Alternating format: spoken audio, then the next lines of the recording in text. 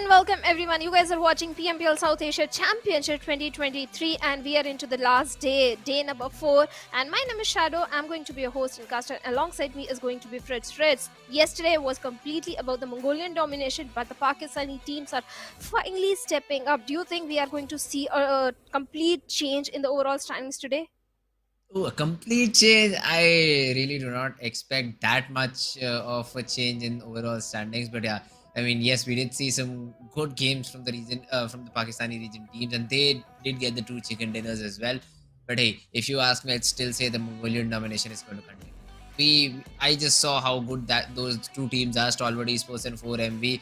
They've just been performing flawlessly, and I think that particular run is going to continue. And not just two teams, Fritz. At the same time, IHC, they have stepped up big time this time in the SAC because in the finals, yes, IHC was struggling a little bit, but this time they're looking so very strong. Even the players of Leo Esports. So all the Mongolian teams are back on the action. They are dominating. Yep. They're capitalizing on those elimination points, but still, Pakistani teams, they were lacking behind. This is the last day, Fritz. Only top 16 teams will qualify for the finals. Last day, last 4 games remaining, and on the top, we have the players of Stalwart Esports with 120 points.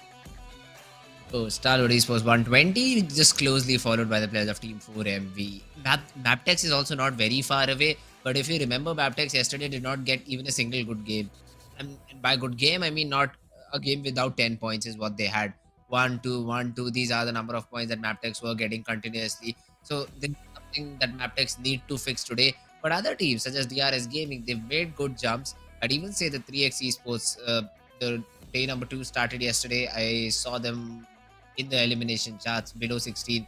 But now when I see them, they got a chicken for them yesterday. They had decent performance throughout and now are still sitting on the 13th position. Oh yes, they are sitting on the 13th position. 3x Esports in match number 4 yesterday. They did get a checketeer for themselves, but they need the consistency on the day number 4 because yes, the point difference is not way too much. Even a team that is in the danger area, 52 Esports, there are only 2 points deficit from 3x Esports. So there is a very high chance for it that SKYLIGHTZ Gaming or 52 Esports, even the players of Regicide, can topple over any of the team and qualify for the final. So all these teams, I think from 13th spot to 20th spot, there is a very high chance one chicken dinner and they can find themselves in the top 16. Talking about the head-to-head in SAC overall and the SA finals of a team high voltage. And look at that, damage dealt over here is very great. I mean, all the statistics are just better in SAC overall for the team of high voltage. So they've shown improvement. They've shown drastic improvement. And this shows how well of a team this is. These team fights in the region of Pecado, they've been very, very good. They were able to eliminate the players of 3x quite a bit. Yesterday, I did see 3x Esports again dropping in Pecado, but this time around they had some other team contesting where eventually the fight did not happen. But yeah, I mean overall, high voltage. They've been playing according to their name. They've shown some improvement. And let's see if they qualify for top 16. They have the guts to go for the glory or not. I think they're definitely qualifying for the finals. There is no second thought. But yes, Highvoltage DC, they have showcased tremendous improvement in the gameplay as compared to SA finals. They did manage to get a chicken dinner on the very first day in the third match that was of Erangel. So yes, Highvoltage consistently, they have been a aggressive bunch of lads. So big expectations are there from the players of Highvoltage. Definitely, but at the same time, let's have a look at the Stalwart Esports players team card as well, how they have been performing in the SAC championship. They were also so very consistent, especially in this Z with 23 eliminations. Look at this, look at this. I mean, the way that they've played overall has just been flawless. All of the players, it's not just one or two, all of the players have, chimed in. You see IC being the least number on the bottom in terms of the number of frags he has 14, but it's not that big of a deal because Nirzad and Action, they do the heavy lifting. Tops and IC, they are providing that sort of cover to their teammates. But hey, Stalwart Esports as a unit, they've been firing on all cylinders. Oh, 100% agreed. No second thought on that. And Stalwart Esports did manage to get two chicken dinners for themselves back to back yesterday.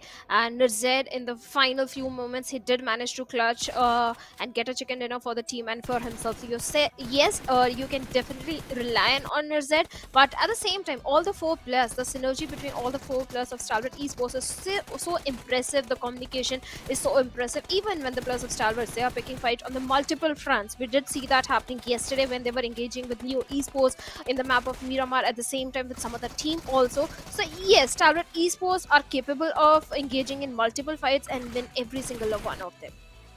Oh, then and the final fight on Miramar, I was personally a fan of it. I mean, I just love that particular fight. The way the last player was so composed, it helped them get the chicken and also get on top of the leaderboard. So that was one great fight that we saw. But now some more fights are scheduled for today. Let's have a look on which maps are these battles going to happen. So we'll start off the game with the map of Miramar. It'll be Group E that will be sitting out. And yeah, we'll move on to prediction very, very quickly though. But on the other hand, Erangel as map number 2, Sanhok as map number 3, but won't be played by Group C. And if I'm correct, yesterday we did not see Group E playing. So there will be an additional pool of teams which will be playing this map of Sanhok.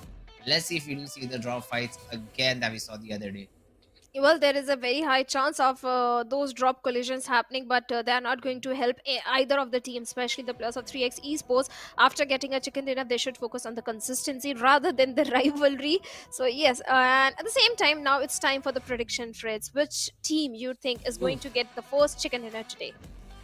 Okay, so Group E is sitting it out, right? Yes. Hey, does not matter. I'll go with Stalwart Esports anyway.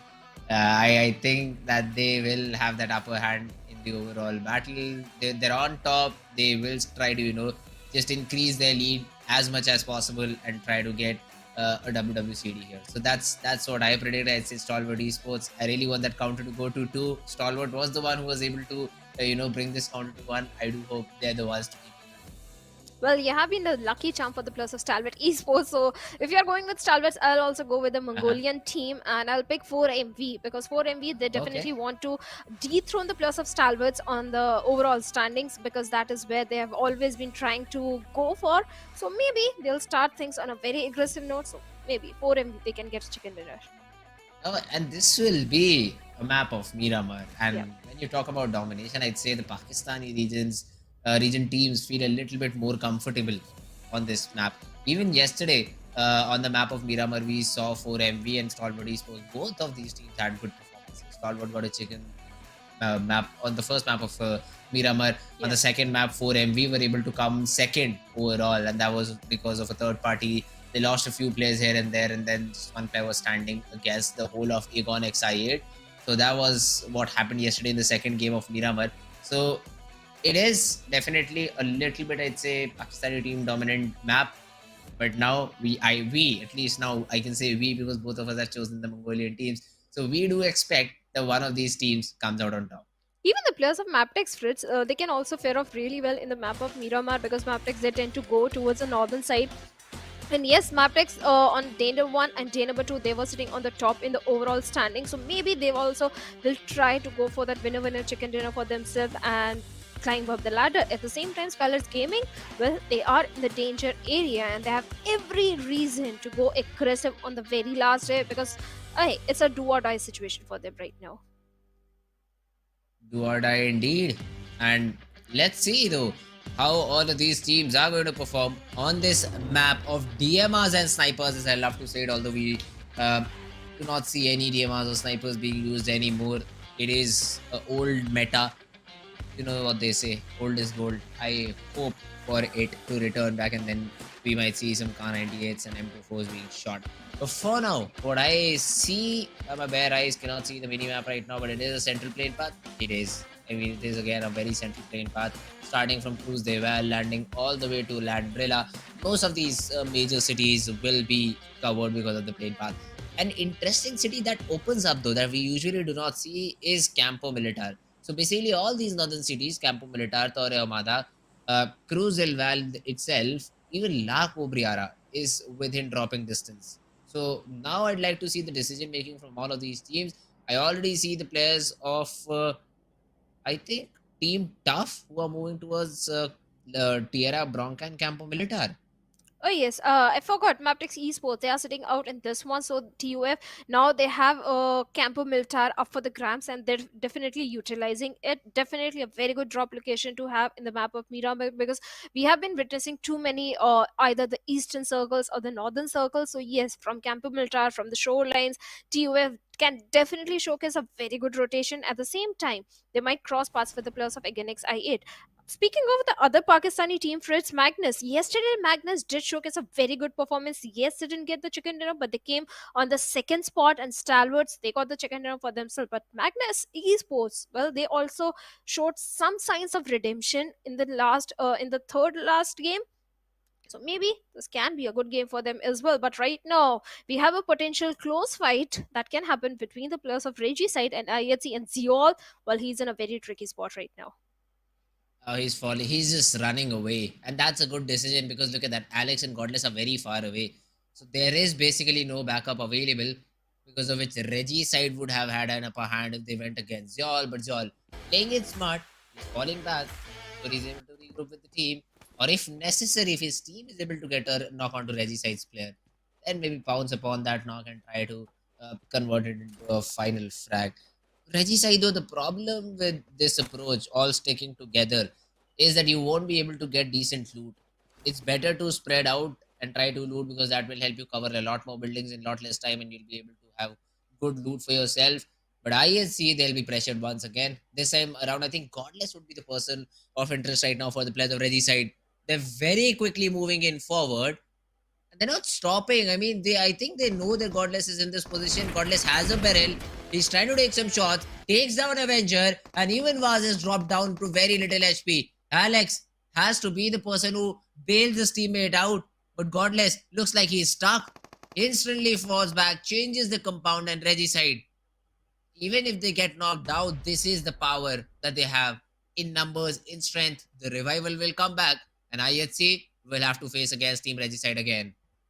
Well, Alex's position was so very pivotal in this particular fight. The moment the players of Regicide were rushing towards Godless, Alex was placed perfectly to take down one player from the side of Regicide. At the same time, yes, I do agree, Fritz, that IHC is a very strong team in terms of the firepower which they bring in. At the same time, Regicide, they came on the second spot in the PMPL Pakistan region with the highest number of finishes. So yes, Regicide is also a very capable team. Right now, the revival has already been made, and Godless is still in a very tricky spot. But look at the flank that has been created from the side of Demo.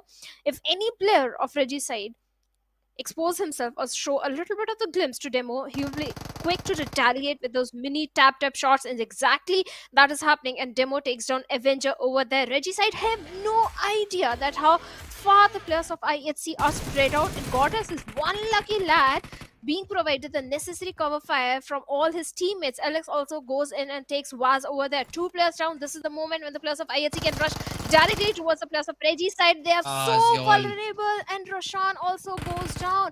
Only Noki is remaining in a 1v4 situation for Noki. I don't know if he can clutch it out. Avenge is also there, and he has been able to take down Joel in the process. Great shots from him. And Naki, as you said, he is the person who will try to, turn tides around here. He jumps down. Avenger gets another knock onto Demo. He confirms the frag onto Joel. Alex is all alone. Suddenly, IHC, who had that upper hand in the fight, now looks like that they are on the verge of elimination. Because now it's a 1v2. Avenger and Vaz, they still can do it. Avenger, though, does not have a lot of healings left for himself. So if the drop comes in from IHC's player, that could be it for Avenger. He finds the first aid, needs to reset though. But Alex, will he give enough time? Oh, he almost went into the correct compound. Avenger came off of the first aid. Alex barges in, gets those frags. IHC, they get the 4 eliminations, but at the cost of 2 players.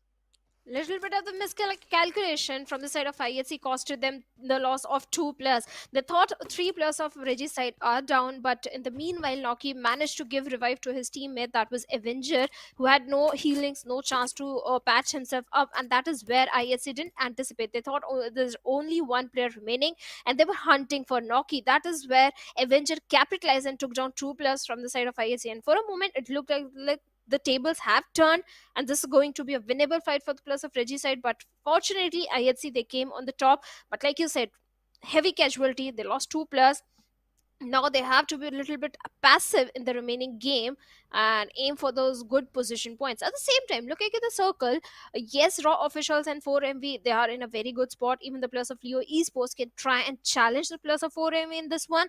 So let's see if the players of 4MV are prepared or not. But on the other side, majority of the rotations are coming from the northwestern front. Oh, the zone is definitely a little bit interesting to say the least. Has gone all the way south. We wanted a prison zone. It's not entirely that, but Los Egos is at least included in it. So we take the island though. Uh, what I'm interested to see is how do Team TUF rotate inside the zone, because this the drop that they took had the worst possible zone to accompany it. So they'll have to come in, they'll have to rotate from very far off, and if they decide to take the highway towards the zone, Aegon X I8 will just be waiting with open arms, and it'll be very difficult for Tough to get inside the zone after that. If they are able to somehow evade the players of I8, then the rotation would be pleasant, because there is literally no one stopping them to enter the zone from the southern part of the map. But Los Leones is another city of interest. I'd say if the next zone closes somewhere around that position, that city will have a lot of impact in the overall game. Maybe it can be a lossly on this circle, but if it goes a little southwards, then the players of Raw officials will benefit heavily from that situation. Leo Esports will now they are aware about the position of 4MV, because Slipknot, well, he suffered heavy damage from the shots that were coming from the players of 4MV. Even the players of 4MV, Fritz, they are in a huge segregation. The split that is coming from their side is so tremendous that individual players can be picked off. So yes, 4MV right now they capitalize on the information. They do have good positions to hold on to, but they need to realize at one point they have to regroup. On the other side, talking about a team that impressed me the most yesterday in the map of Miramar was Magnus Esports. They could have gone for a chicken dinner, but this time they're taking things pretty cautiously, not overextending the fight. Yes, they do have a good position to hold on to. They have the little bit of northwestern control of the Los Leones Hills, but the team that can challenge them could be the players of T2K or the players of Highvoltage DC that are coming from the northern front. Hmm. Let's see though. Magnus Esports faster ready right now. He's just I think waiting for the zone to close in. And the new zone is also a central shift. So Lost Theoris is out of the picture. No more Lost Theoris circles this time around. And faster. He's just hoping that Zibian, with the increased range of sight that he'll have, he is able to provide some information on the basis of which there is some decisions could be made. Raw officials have also started their rotation. This is the safest vehicle, I feel, in the map of Miramar.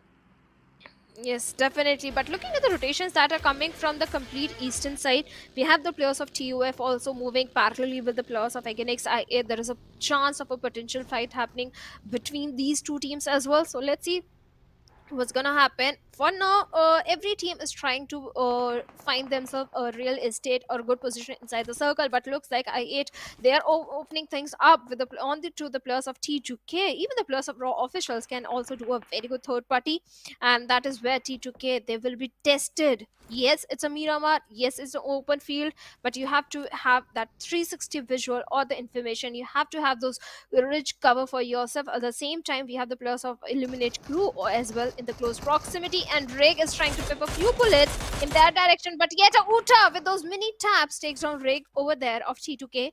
And let's see if we can get the confirmation point as well. T2K, they are not in a good spot, Fritz, at all. Not at Not at all. all. Agreed, 100%. Oh, let's see though. They're still in their rotation phases, but meanwhile, Leo Esports are in a battle with the players of Team 4 Miracle Vibes, and has already gotten a knock onto one of the players. Haitami is coming in for the support. Some shots are being exchanged. As soon as he sees that there is a nade being cooked out, he just instantly rotates. Knew that Sussex won't be able to back off from that position so easily since he's already knocked out, and now Leo, they will be bombarded. Nades are going to rain in, and Leo, they will be in a lot of trouble from here on. Let's see if they're able to survive this. There is a vector for Haitami. Slipknot is also cooking a nade of his own. But for MV, the numbers advantage plus the utility advantage can definitely help them a lot. Although, wait a minute. Slipknot has been able to blast Doc out of the game. Refuse might just be next. The nade is good, but Liquid, first of all, confirms that frag. No more revivals for you. And Leo, they convert this into a 3v3. Well, your esports challenged the peers in the lobby and refused with a grenade, takes down Slipknot over there. And now your esports, they don't have the numbers. And East is already marching forward. Apex with a grenade is trying to take down Liquid over there, but Liquid is trying to peek and take one player from the side of 4MV. But East and Apex both have too much to deal with, and Liquid also goes down. Now your esports looks like they are left with only one player on a sliver of HP. For how long can he survive? And Haidami also bids bye-bye with that 4MV. They have managed to take down the entirety of Leo Esports, but now IHC, they're also trying to challenge the players of 4MV from far afar.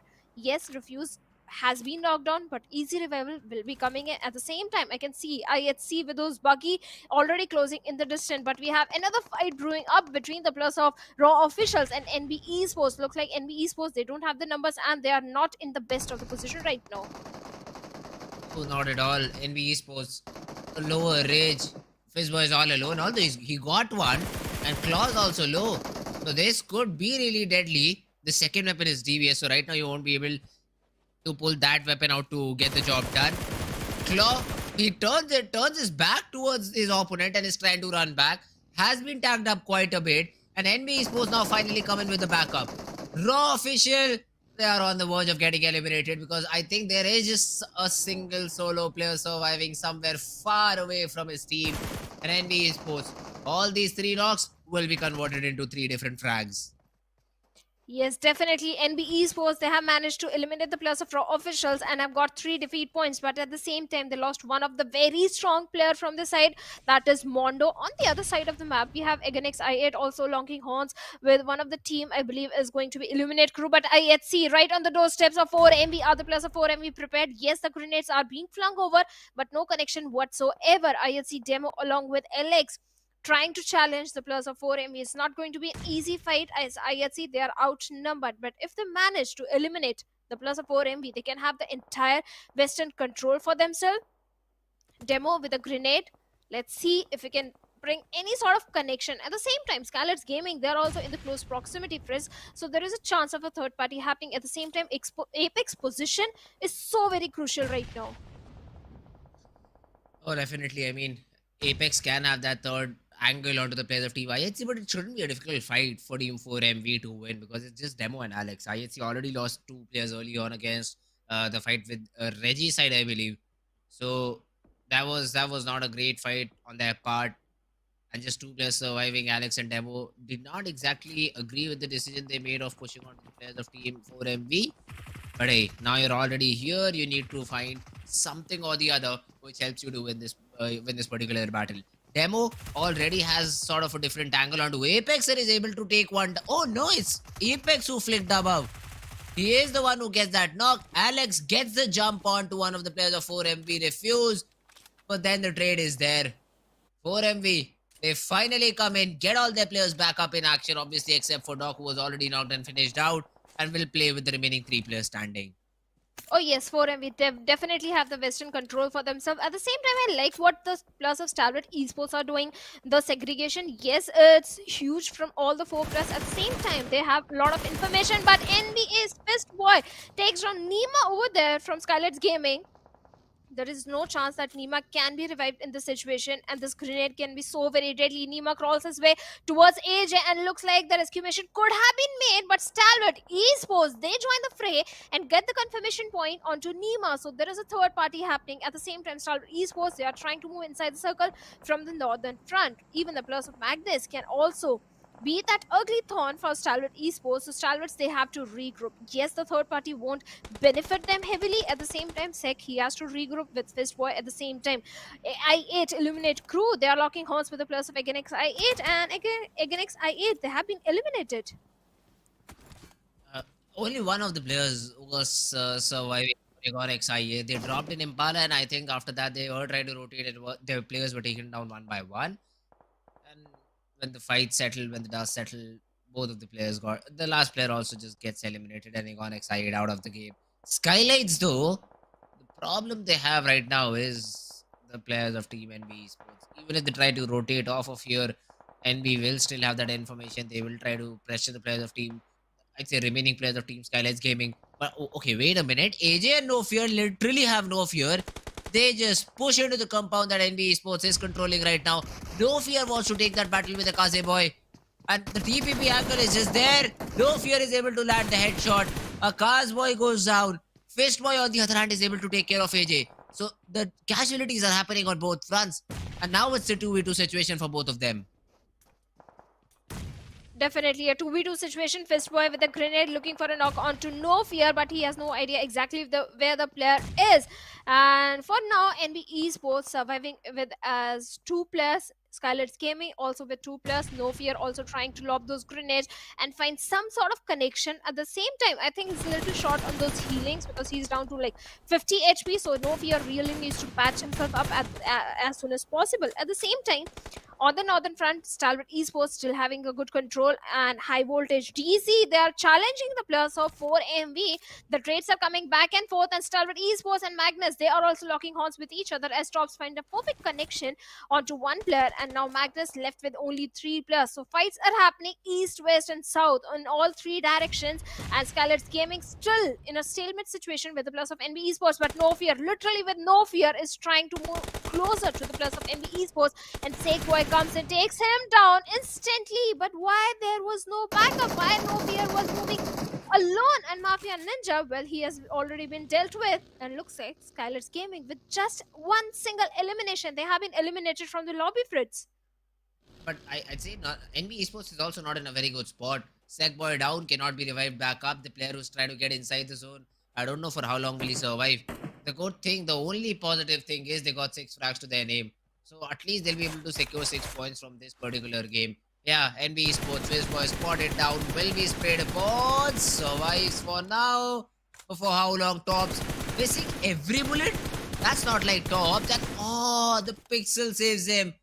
A pixel HP is what he had left, and Stalwart Esports. They hoped that they were able to get that frag, but no, Boy, he survives to see another day. One lucky fellow. Fistboy is definitely lucky, but on the other side, T2K, well, they are not lucky. I like what the players of Illuminate Crew are trying to do. They are trying to flush out the teams from the southern end and trying to have the southern dominant control for themselves. And T2K, well, not an easy team to flush out, but the initial connection is already there. Rig has been dealt with, so it's only 3 players remaining from the side of T2K. And I think this is the second or the third knock onto Rig, so he's going to bleed out literally very fast, Fritz. And Sky is already marching forward towards the plus of T2K. One good grenade from the side of Sky can bring down the numbers of T2K a lot more. And Woofy's, well, he gets a confirmation point as well onto Rig. And now T2K, they have been forced to fall back to the safety of the compounds because, hey, the blue is going to catch up slowly. And the players of Illuminate Crew, they also need to prioritize the circle because it's going to be stage 6 circle, and the blue is going to give out a lot of damage. Oh, let's see the blue if it's able to get any frags to its name. There are a ton. Gets taken down by Demotivator. I think that is a score of EUF. T2K Sandesh finds all of the players of 4MV trying to rotate out in the open and refuse, gets punished because of it. They get the very first frag of the game.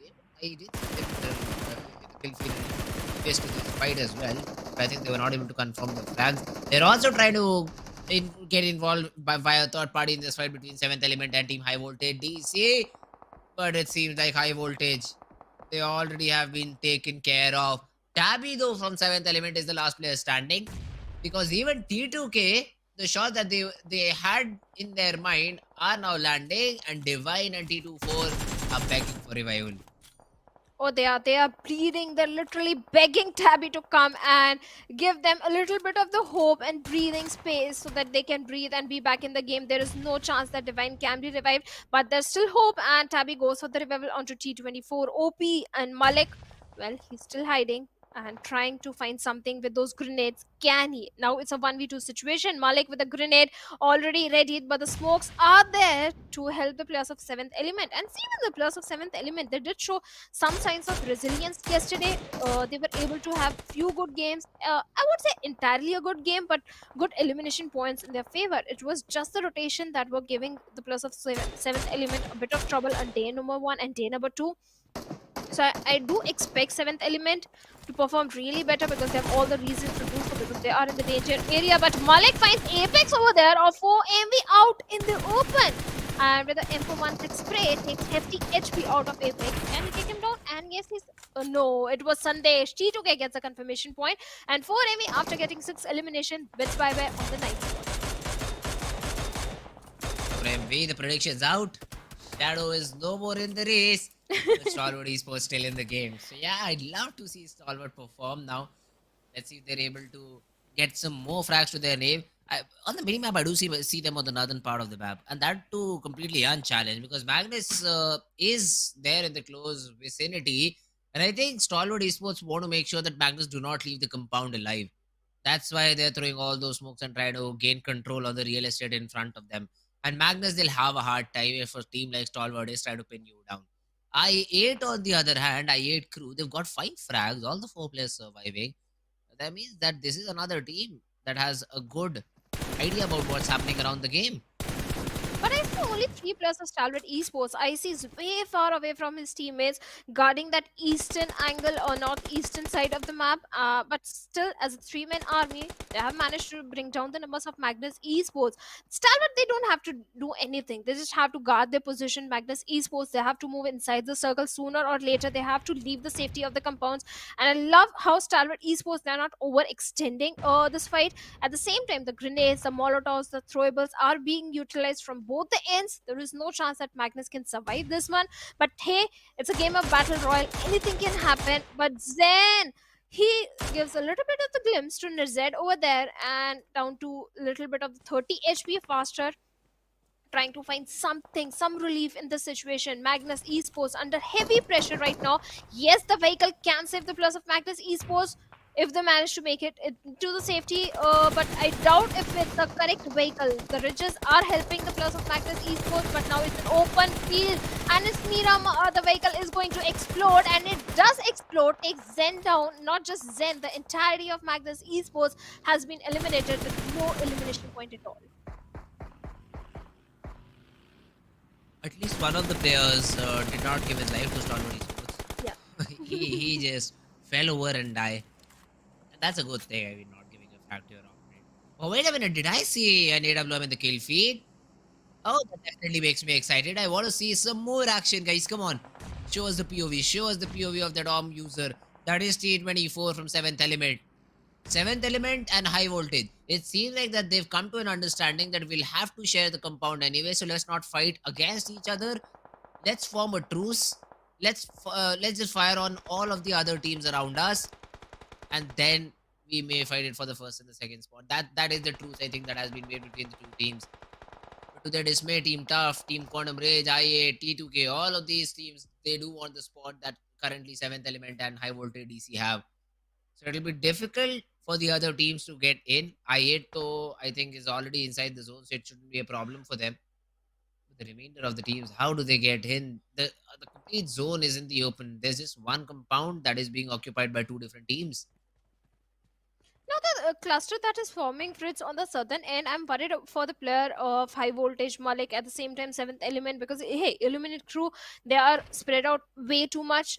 They have a lot of real estate under their control. On the same time, we have T2K as well. So 7th Element and Malik, I'm a little worried about them because I don't think they can survive for very long. Yes, they have made it inside the top 7, and yes, they are not giving too many sound cues as well. On the other side, we have the players of Quantum Rage and Demotivate Sir from the side of TUF. Let's see what's gonna happen. But this is the game for Stalwarts to lose. They have the entire northern control in their favor on all these teams. At least that is what the players of Stalwart Esports are hoping right now, that all these other teams, they engage in a fight with each other on the southern end, and later on, when only few players are remaining, that is when Stalwart Esports can chime in. Even not then, they can chime in right now and do a perfect third party. It will happen now. It will literally happen now, because in the 8 seconds, next 8 seconds, all these teams have to move inside the zone.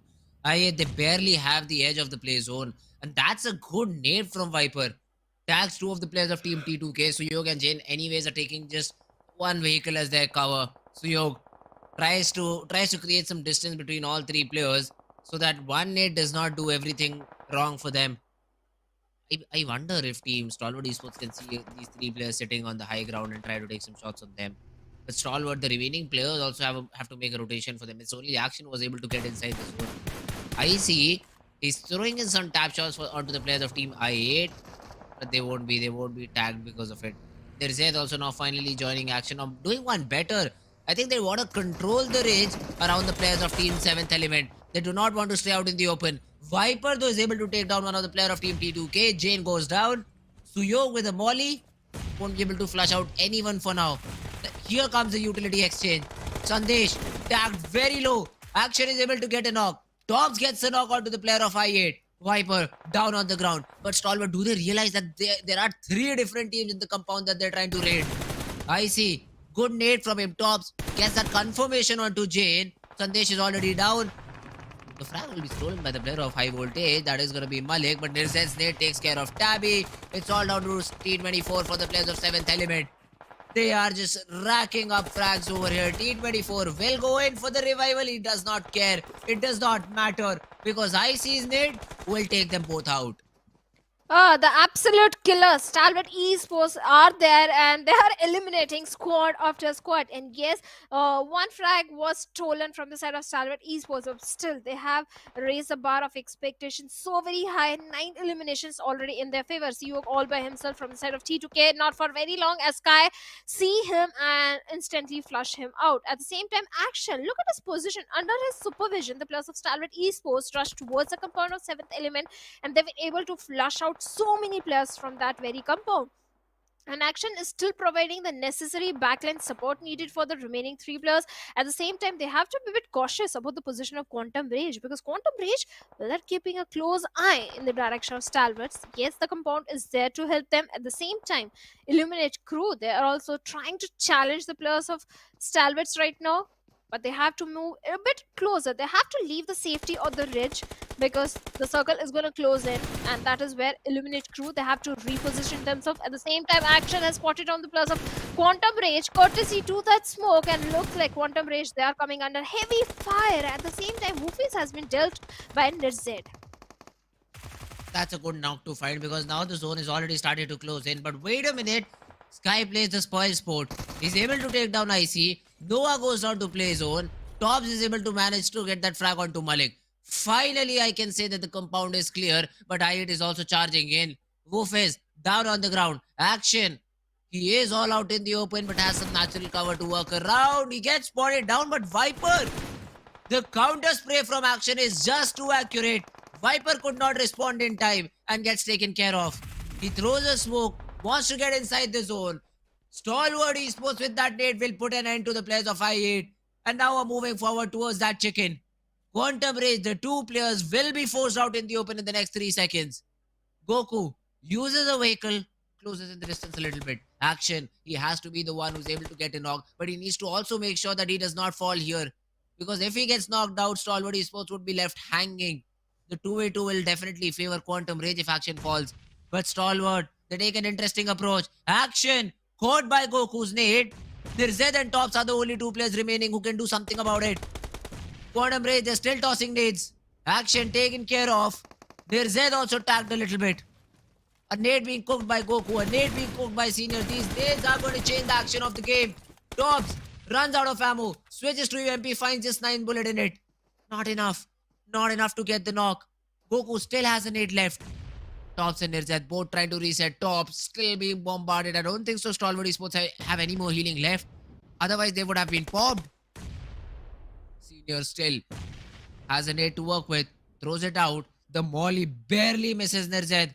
And Nirzed pops the first aid. Tops also trying to reset. The nades just do not finish. The nades just do not get over with. And Goku's molly will catch Nirzed. Tops, a 1v2. Spotted down. Taken down. And I8 crew are able to get that winner chicken dinner. Well, definitely a beautiful winner chicken dinner coming in. So many good rotations, so many good angles were held by the plus of Quantum Rage. Stalwart Esports, they went a little greedy in taking those elimination points. That is where Quantum Rage capitalized and perfect throwables. Now Quantum Rage, they are sitting on the 12th spot in the overall ranking.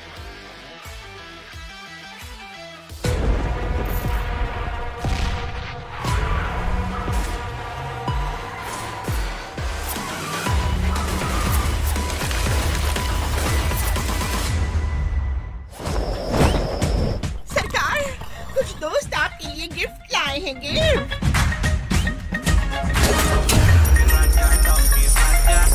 अरे वाह! आजाद नगरी donkey राजा, donkey राजा, donkey राजा। अब बजेगा तो बस हमारा शाही लिबास PUBG mobile पे पहन लिया जाए। सिर्फ PUBG मोबाइल पर।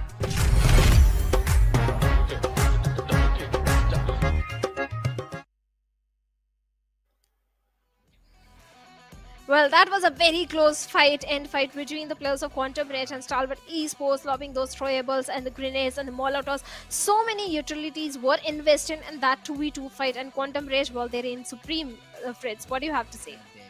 That they did. I mean, Quantum Rage. Not I8 crew, Quantum Rage. I know. In the heat of the moment, it just slipped out of my mouth. But yeah, Quantum Rage. Great performance by them. I mean, figuring out that all the three players of your opponent are in three different places. Action was alone. Action was hiding behind. I cannot even say a rock, but because that was not a rock. That was just a natural, I'd say, ridge that was made out of grass. Somehow it did still stop bullets, but he was still sitting out there. Nade being tossed onto action, he gets taken down. And I do not understand how all these players have so much utility to throw onto their opponents. I think there were 7-8 days, 4-5 mollies, which finally helped them get one knock, and that is exactly what they needed. Stalwart Esports. I felt bad for them, but once again, when I predict them, they're at least able to come out second. Unlike Shadow, Oh. whose predictions are always being eliminated before the I know, I'm cursing a lot of teams. So today I'm not going to pick any team for whom the game is so very important. I'm going to pick the middle tier teams. So yeah, I'm not jinxing any game. But right now the tops of Stalwart Esports with 6 elimination and very high damage number. He's definitely a player to be focused on from the side of Stalwart Esports. And Stalwart, yes, they were engaging in too many fights and Action's position was so very critical. But the moment he started firing towards the side of Quantum Rage, his position was given away and he was taken out pretty early in the game, pretty early in that fight. Had Action lived for a little bit longer, maybe this could have been the game for the players of Stalwart Esports. Action, not only his survival meant that there will be numbers advantage, but it also meant that there won't be any more nades being thrown onto them, onto their teammates, because you cannot stand up if Action still controls that particular angle.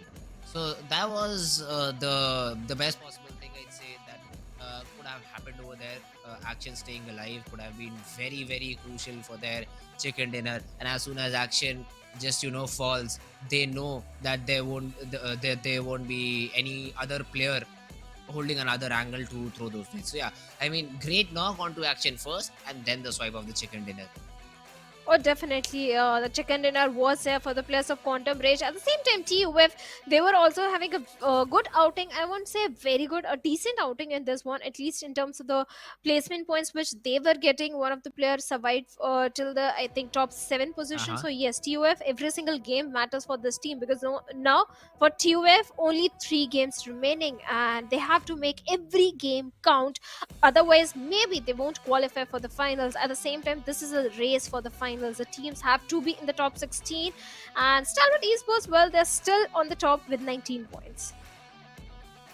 Oh, Stalwart Esports. Yes, that's because of the eliminations that they had. Quantum Ray, they do get the chicken, but the number of eliminations are pretty less as compared to Stalwart Esports. 7 eliminations overall for Quantum Ray, so 17 points.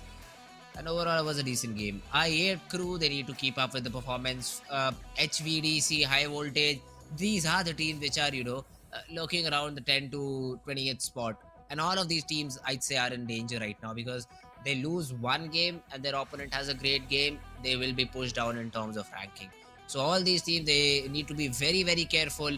Only 4 games are left now for a majority of these teams to prove why they should be in top 16. And once we have the top 16, we'll be moving in forward with the grand finals.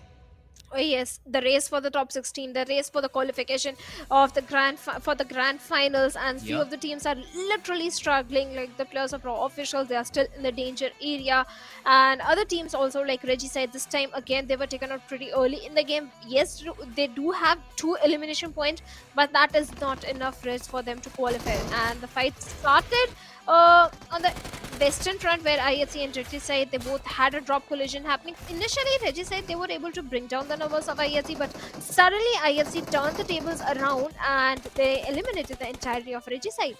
Oh yes, that was something I did not expect. I mean, that fight, that very first fight where IHC lost too, I thought that it should have been a very flawless fight, considering how great the web was that was woven by the players of Team IHC. They had 4 players on 4 different angles and still were not able to close the fight cleanly. That was not the best possible fight. And then the final utility dump, Goku gets that knock with the molly, and then the player was completely in the open. He could not do anything about it. But hey, the good thing is Stalwart Esports still got decent number of points to their name. 139 is what they had overall, and it helps them stay on the first spot. MABETEX, they did not open up with game number 1 because they are in Group E, so we'll have to see how do they perform.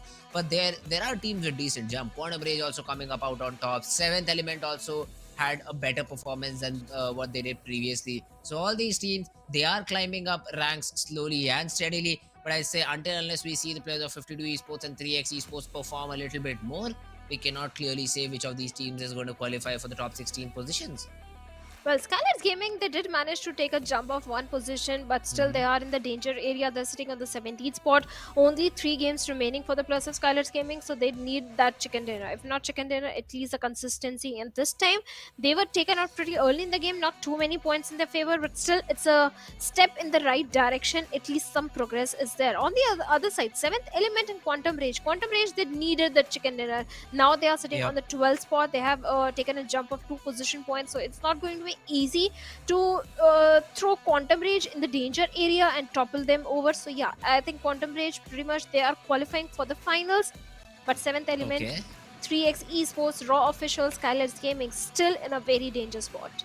I'd still say that Quantum Rage need 1 more game where they're able to get 10 points, and after that will be ensure that they are moving for the grand finals, because 60 I'd still say Shadow, that 43, 41, all these teams, if they're able to get even 1 chicken, it will be equal to what they currently have.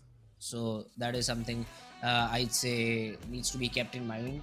Quantum Rage need 1 more such game to help them qualify.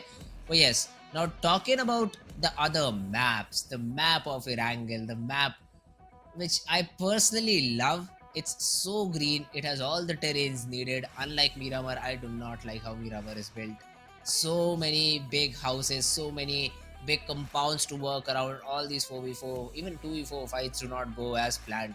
But now finally, back to basic, back to default, the map of Erangel, and here we go. First of all, I'd ask you, Shadow, which team do you predict? Or will you leave it to our lovely producer, Echo Boy, to fill in with the correct prediction? I think I'll pick this time, and next time I'll ask Echo if I jinx a team again, then I'll stop predicting entirely. Okay. I'll go with Leo Esports this time. Oh, interesting choice over here. Actually, Leo I'll change. Esports. Sorry to cut you off, not Leo Esports. I'll go with T2K this time. Hey, whatever team makes you the most comfortable, at least you need to get this correct prediction counter up to 2. Because last time, guys, let me remind you, Shadow had 7 correct predictions. Somehow, I don't know how, but she had 7 correct predictions when I was there with her on PMPL SA, and now she just has 1. So this is a huge, I'd say, downgrade in terms of correct predictions, Shadow. But if you ask me, this time I'm feeling that MABETEX will come out with a bang. MABETEX might just have this game in their back pocket. They already, I think, showed great performance on day number 1. And Erangel was one of their games. I have to recall. I still cannot correctly remember, but I think they were able to get that chicken out of the map of Erangel.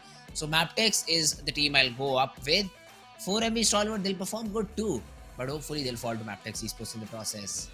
Yeah, definitely. On day number 1 in the last Erangel, MABETEX Esports, they were able to get that chicken dinner for themselves, and that was the only Mongolian team on day number 1 that got a chicken dinner for themselves. So yes, MABETEX Esports is definitely one of the strong contender. At the same time, they're contesting with the plus of Stalwart Esports, and to topple Stalwart Esports, they need those points, because Stalwart, they're already having a lead of 24 points.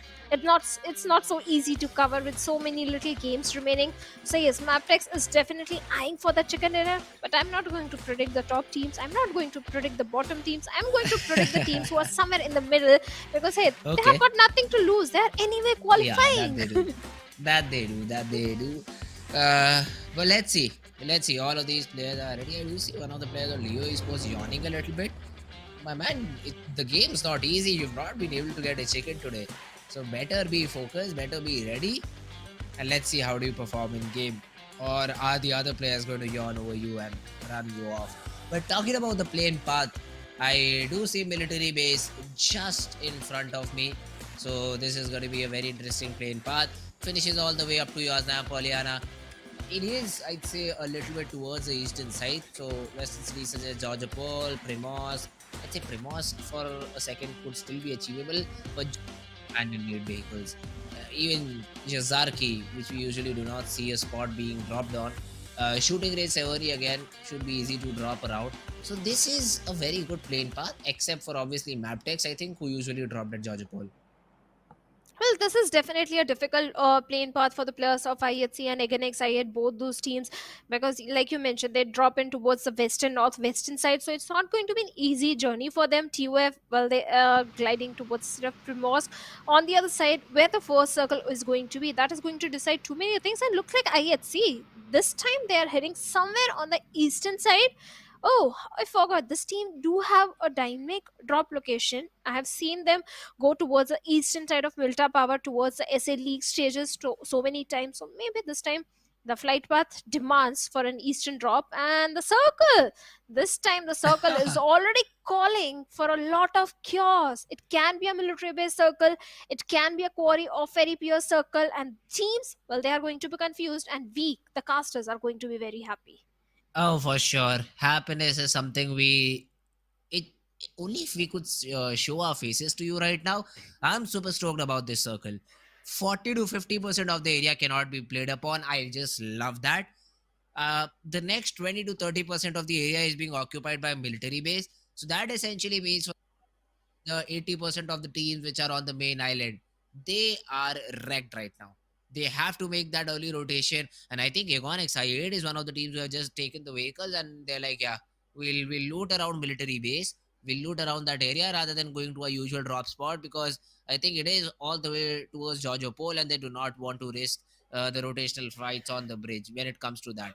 So it's a good decision made by them. They'll be a little bit set back in terms of loot, but at least they'll survive till the very last.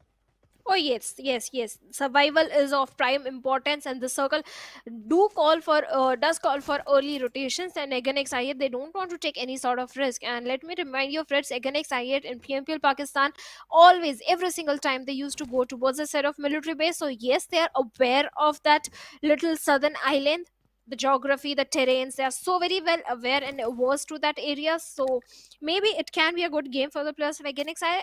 At the same time, the first chicken dinner which the players of Aganex IHC got on day number 1, we had a military base circle that time as well. And 4MV, well, they were taken out pretty early in the game, because 4MV always goes for the aggression, and Aganex IHC, they're a little smarter one. And I think I spoke too soon. This is something I hate about. The minute I start appreciating a team, I see their name in the kill feed.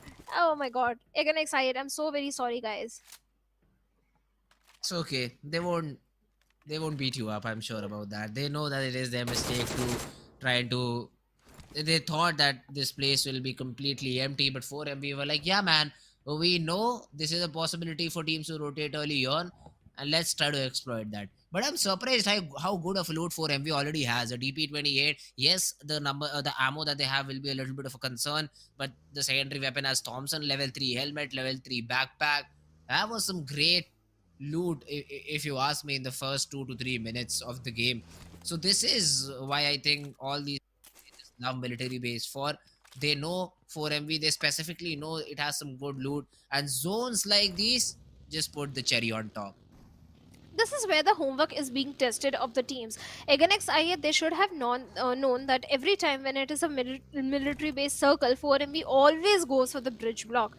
And they were doing this time as well. And against IHC, they didn't scout the area, they didn't get the information. They were like, maybe we are going to find a free passway, we are going for an early rotation. But hey, that's not the case. 4MV, they are thinking ahead of you. They already know so many teams will try and go for a very early rotation. But Again, excited, well, they pay the price of not scouting the area, but right now, Yeta Uta finds a perfect knock onto the players of Leo Esports, where Sus has been taken down. Yeta Uta might be looking for the confirmation, but he's all by himself, and the remaining players have already charged towards him. And Yeta Uta in a 1v2 situation, what can he do? Is he prepared for it as he's popping that first hit, and looks like the hip fire comes in action, and Liquid takes Yeta Uta out of the equation. Raw officials again off to a very, very bad start, I'd say. Not what they were expecting, and now let's see if they're able to somehow get back into the game. Leo Esports, they'll be happy. They'll be happy with the fact that they already have. Even i8 has lost 2 players early on the bridge, as we saw earlier. So a lot of early fights, not essentially drop fights, but a lot of early rotational fights happening around, and the teams which are around the bridge for now are profiting out of it. They're the ones who invested in their drop locations in such spots, and now they see the results for it. They've already got a frag, they're already sitting with a high confidence, and let's see if they're able to convert on the back of it or not. Raw officials again. They lost one player, but friends, for raw officials also, every single game is of prime importance. They have to make sure they get something out of every single game. Yes, for now they are in the safe area, but the consistency has to be there.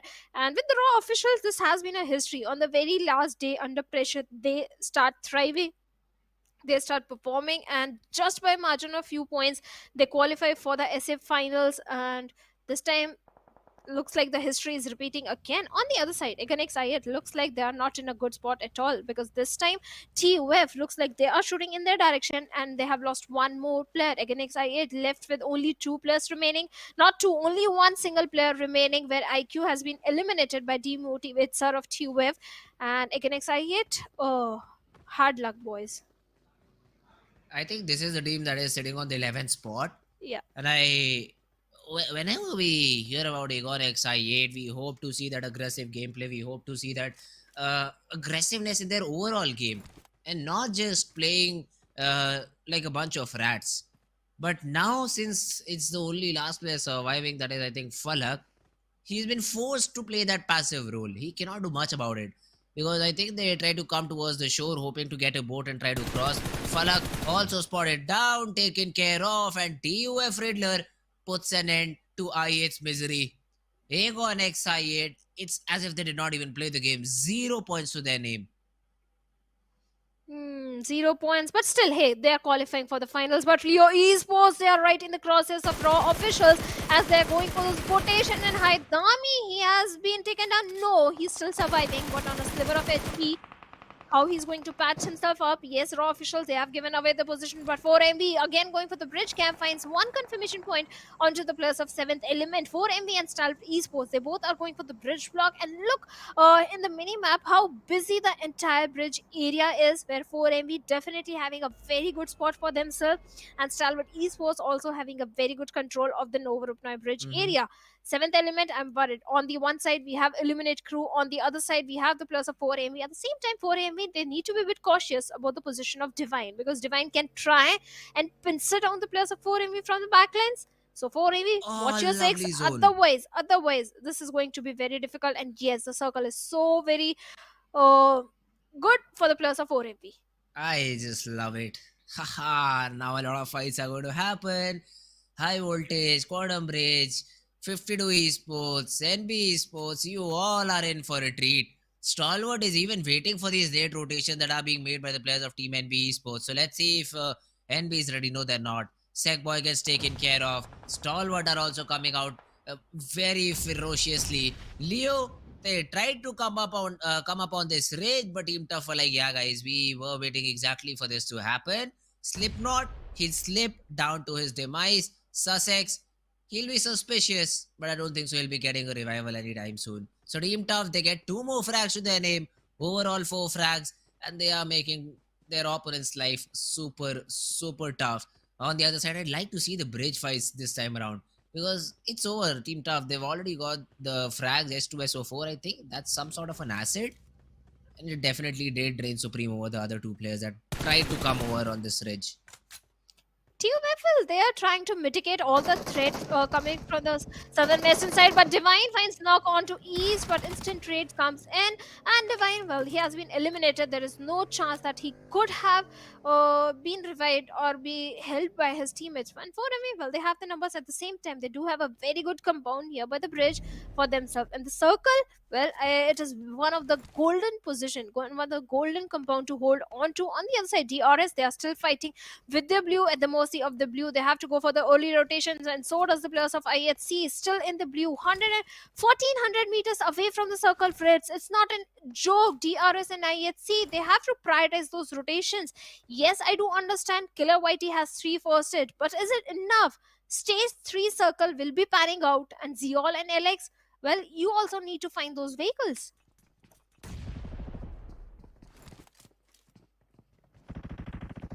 And with the presence of NB Esports on the bridge, the journey inside the circle is not going to be so easy. Even for the players of NB Esports, we have Stalwart waiting for them on the other end of the bridge. So it's going to be a pretty interesting fight. Stalwarts, they're all already opening things against the players of NB Esports, where 2 players have been taken down. At the same time, 52 locking horns with Quantum Rage, where Tanatan comes in and takes down Poison.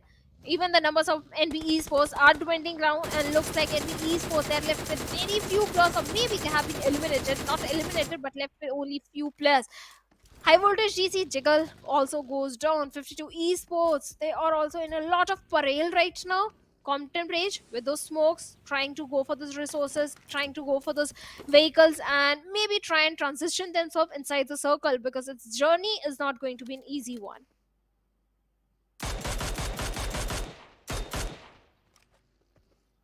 And Quantum Rage definitely trying to move forward. At the same time, DRS, well, they are also opening things up. They have managed to find one good knock onto the players of, I believe, 52 Esports, or maybe MABETEX Esports. Okay, MABETEX Esports. But Zarba finds a confirmation point onto the players of Highvoltage DC. And oh my goodness, Rolls is having a bit of the trouble with their vehicle. DRS, well, Rolls, you're so far away from the circle. At the same time, 3x Esports, they tried to do a lot of damage towards the side of Highvoltage, but right now, they are the one being hunted down, and Malik crawling his way, trying to be one with the nature, not giving any sort of sound cue. The numbers are not favoring Malik. Yes, he is moved inside the circle, and he, with a grenade, he finds a perfect knock onto Hussein over there. His teammates are nearby, going for the rescue mission onto the fallen comrade. And 3x Esports, only one player inside the safety of the circle, the other one at the mercy of the blue. Things are not looking so very favorable for the players of 3x Esports right now. A Highvoltage Cloud gets taken down, but Josefa over there, and Malik, you have to do something. You have to provide that necessary backline support, as Praveen is going for the rescue mission onto Cloud over there. At the same time, he's going for a close frontal battle. 3x Esports, can you guys clutch? And no, Praveen takes a last man also down from the side of 3x Esports. This game was so important for 3x, and the early elimination is going to maybe cause them the qualification for the finals. But hey, Highvoltage DC, they have got 4 defeat points, Fritz. Yep, that's correct. I mean, Highvoltage, they do have 4 points for themselves. But wait a minute, DRS, great shots onto the player of IHC, and this is one of those things, man. Both these teams, DRS and IHC, were hoping that they'll move into the zone very, very, very late. But now they're being punished. And IHC is the one who's in the crosshair. Gyante, he will still have a target onto Demo, and the information will be revealed by Zol that there is one more player from Team DRS in this particular location. Demo spotted, tagged, and Gyante takes care of him. And even IHC, they get eliminated out of this game. Good start for DRS, I'd say, because of the play zone, because of many different things. It could have gone the other way around, but DRS, they get themselves back, and it's looking like that they just might be able to get 4 to 5 more points in the game if they survive. 4 to 5 points. DRS, yes, they are definitely qualifying for the finals, but the late rotation, 1800 meters away from the circle, I do understand that you have to go for the safe gameplay. This in these kind of circles, the rotation towards the military base is not so easy. Too many teams opt for late rotation, but this time DRS, they're way too late. And Raw officials and Leo, well, a fish in a barrel situation for both these teams. They're pretty much handicapped, especially the players of Leo Esports, because Raw, well, they will make it towards the shoreline, faster than the players of Leo Esports, and Zordi has already made it. Kancha is also not far behind. So Leos, they are in a lot of trouble right now. Claw is trying to swim his way near to the players of Leo Esports. That is where he will pass on to the information. But at the same time, Team Motivate Sir with the buggy is already scouting the area. That is where the players of Raw officials needs to be a bit cautious. If they grab the attention, well, Raw officials, they don't have the numbers. They don't have the numbers, but they do have the surprise element for them for now. Leo Haitami, though, is the person who has been spotted down. Even Claw has been spotted down by Demotivate Sir, I think, in the process. In his scouting process. And he will be very vigilant about the showlines too, because that is an area where players can hide and where exactly Kancha is hiding. Zordi has a golden opportunity over here to get that knock. He does not pull the trigger at the right time and gets shot in the back. Was it the players of Team Leo who took the shots? No, it's Team Tough from above. Alright, so Tough, they get that knock. They'll confirm that frag. Even Kancha gets taken care of. And Raw officials, one side you have Team Tough, the other side you'll have Team Liquid, Team Leo, and Liquid the player. They just reign supreme. And now Team Raw is just being represented by one solo player. That will be Claw. Yes, definitely. Claw is still surviving and he has to survive. He has to fight for those position points because Raw officials, this game is so very pivotal for them. At the same time, it is important for the players of TUF and the play zone. This was bound to happen. DRS, they were playing too safe and at the mercy of the view. I don't know what's the correct adjective without sounding rude, but DRS, you guys need to step up the game. You guys need to prioritize the rotations and the circle. Otherwise, the play zone will definitely punish you. I didn't want to sound rude, but yes, that's the truth. The blue zone always punishes the players, and this time DRS, they are being the victim of the blue. This is something I don't like when a team of such high caliber or like DRS, they're capable of being on the top, if not top, at least in the top 3. And if they go down by the play zone, I definitely don't like it. And DRS, well, they have been eliminated with 4 eliminations on the 10th spot.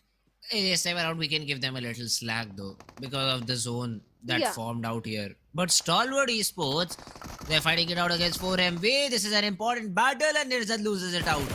East is able to pull off a 1v2 over here. He might not be able to get refused back into the circle, but at least he's done his job. Or can he carry him to the circle is my question. No, he does not have enough HP. And even 52 Esports had their eye on this fight. East might himself not make it inside the zone because of the position that they are in. Dog gets taken care of by Choto. And the teams which dropped on the southern island have been reduced to one. One of it is completely eliminated and Tops gets third partied from 52 Esports. So both Stalwart and 4MV, the teams we were looking for because of the play zone that had been made in such a way, have just been eliminated and they've bitten into the dust. Oh yes, they are definitely 6 feet under, and Highvoltage DC still on the bridge area having 4 defeat points. Yes, they did lost on to Jiggle at the very early stage of the game. Right now, the team that is looking in a good position are the players of Illuminate Crew. They have the complete southern control. Illuminate Crew usually likes playing from the south direction. They always go for the south rotations, be it the map of Miramar or Erangel this time also. Again, but AKM and 6M scope, well, he was being a little too optimistic, and that's why Viper has been dealt with. Now Illuminate Crew, they have to go for the crucial revival. At the same time, TUF, well, they are keeping a close eye onto all the players of Illuminate Crew. TUF, they do have a good compound to their name. On the other end, 4MV Stalwarts, they both have been eliminated from the lobby. That is going to open things up for so many other teams who are trying to propel themselves a bit higher in the overall standings, like the players of Illuminate Crew. If they get a chicken dinner, they can definitely find themselves maybe in the top 5. True, they've already shown us some good games. Even in the previous map of Miramar, they were in top 5 at least, with good number of frags. So they definitely have shown us that they can be a team who poses a threat to the other ones too. Let's see their consistency here this time around. In top 7, they are yet to get any frag, so that is something that concerns me a little bit. At least get 1 frag to your name, guys. Because if you get eliminated, that'll be a very humiliating elimination. No frags, just on the basis of the spot you have, you're trying to win the game. 7th element is in their crosshairs as of now. Seventh element, they really need to move just very little, I'd say, or most of the players, the two of the players are inside the zone. We'll have to check and see. But I think they're already inside, so they really do not need to leave their compound. So I8 won't be finding any frag onto the players of Team Seventh Element. So they need to divert their attention to a different part of the map. On the other hand, Team ToughX have been showing a very good performance. 6 frags to their name. All of their players still surviving. And let's see how do they want to take the game forward. Look at Claw. He's just hiding. He's just hiding. Even Haidami. Both the players. I feel for them. Leo Esports, yes, they're in the safe spot, but Raw officials. Difficult situations calls for desperate measure. I'll say this again because Raw officials, yes, they're in a difficult situation. They have to go for the placement points, the elimination points, and with only one player remaining, well, looks like he has found the perfect spot. But Haitami, he has spotted on the players of PUF, and with that Scarlet spray, he takes on one player, Great control. S2S04. Exactly, precise spray coming, and he was proning. That's where the recoil control was there. At the same time, the confirmation has been made. Now, TUF, well, they remain with only 3 players. Um, I mean, just because of it, my dear Claw got eliminated because he took some shots. High voltage cloud just stopped there. He was like, someone's spraying from there. Oh, there's a player in water. He did not expect Haitami in that position, but he still gets a frag. And for sure, Raw official would be like, "This guy will beat them in the next game. We'll beat this guy in the next game. He spoiled this game. It could have been so better than what it did right now." So yeah, I mean, now even Haidami needs to get inside the zone. Shore is his only option.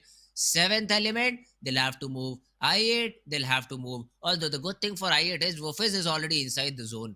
So he has the area scouted out completely. Plus the zone's all out in the open. And I8 with the rage advantage, they will definitely reign supreme if played correctly. Oh yeah, that there is a possibility. For now, they have got no elimination point at all. But now they can start getting those elimination. But high voltage or their presence on the bridge is also so very impressive. At the same time, they find Haidami, the last man from the set of Leos. And Leos, after getting 3 elimination, they bite the dust on the 6th spot. Yes, eliminate crew. They have been the silent ones for it this time, and it is something unheard of. Eliminate crew is never a team that all goes for the silent gameplay or the position placement gameplays, but this time they are going for it and eliminate crew. Well, they find one connection and confirmation onto the players of 7th element, and looks like both the players have been That's it. eliminated. That's it Yeah. for 7th element. A good thing for I8, they're able to at least get 3 frags in top 4. Viper, come on, man. Or has it not been called by your team? They're still spraying and they're still wasting utility. Do they even not observe the kill feed? I know that the exact player's name are not displayed over there, but once you see the player being eliminated and then the RIP logo over there, you should realize that the team has been completely eliminated. But now they're on the verge of elimination. Not elimination, but they're in trouble for sure. High voltage, they've been able to get 1 knock. Malik has been able to deliver a crucial knock. But the remaining players are yet to provide any sort of backup. And Choto has already spotted that player. He can play the spoil sport. Malik, though, with the lead, is able to take care of one of the players of I8. Viper is also very low. The first trade needs to be popped as quickly as possible. Probeen, such a critical position, and Choto takes him down with a grenade. He'll get the easy confirmation, and now how high voltage DC are in a lot of peril, and Malik could have been taken down, but his teammate comes in and with a vehicle run over, saves the day for the players of high voltage DC and 52 Esports. Well, after a valiant effort, they have been eliminated from the lobby. 8 defeat points already for the players of high voltage, and maybe we could have underestimated the players of high voltage in this one. This could be a good game or a chicken dinner game even for the players of high voltage. Oh, it definitely could have been. But it still can be. I mean, in terms of frags, this is the team I think which is a little bit better than Team I8. So for sure, this will be a 3v3v3 battle altogether though. But I'll still say Team Tough has that upper hand. The last time I saw they had about 6 frags to their name. I think the tally should have already increased. They did lose one of their players. I think that was S2S04 to the player of Leo Haitami, I think, if I remember his name correctly. So that is the loss they took. That is also not a mistake from their side. Instead, it's a good position from Haitami, and he was the last man standing from his team, so he went for anything that he could get. But yeah, other than that, they've been playing very good PUBG Mobile till now. Highvoltage though, they find themselves outside the zone, although one of their players is in, and I think he has a compound too. So Highvoltage DC, they'll consider themselves lucky, but they say the big risk that they'll take. If they go down the range and if they try to secure themselves that particular compound or shack or whatever you'd like to say it, but if the zone does not favor them the next time round, you'll have to climb a higher ridge. There'll be two different teams on both these sides, and you'll be in a lot of trouble. Praveen, even while trying to rotate, gets taken down. Riddler with good shots onto him, and Highvoltage. Two different directions is what they have to watch. Let's see if they're up for the job or not. The circle was in the favor of Highvoltage, but they grabbed the attention of both the teams in the lobby, TUF and Illuminate Crew. Yes, TUF, one of the player is Riddler is already inside the circle. He can become that sheet anchor that can bring his remaining teammates inside the circle. At the same time, Illuminate Crew, this is the time to capitalize and charge towards the players of Highvoltage and maybe bring down their numbers. If they manage to eliminate the entirety of Highvoltage DC, maybe Illuminate Crew, the circle will predominantly will be in their favor, but right now Riddler being that ugly thorn for the players of I8, and Nova X up close frontal battle with Malik is going to get taken down, and Sky also gets taken down. What is happening? Illuminate Crew, they were looking so very strong up until now, but now the numbers have dwindled down and reduced to only a single player, that is Viper. Oh, let's see Viper. How much can he do? Nothing. He gets taken because of the play zone. And I8 Crew, the team which we are looking forward to, just gets completely eliminated. Highvoltage DC versus Team Tough. A 3v3 battle. Let's see which team comes out on top. Malik and Cloud need to reset here though. The next zone is going to be of utmost importance. If in the next 25 seconds HV is able to get a knock, I'd say you just push in, because you won't get a better opportunity other than this. And even look at that, Demotivator is so far away from his teammate that the revival would be literally out of question. You won't be able to get that revival if Demotivator gets taken down. Same can be said for HV. Malik and Demotivator will be two very important pieces of the puzzle for both these teams. The next zone, oh, it favors Team Tough.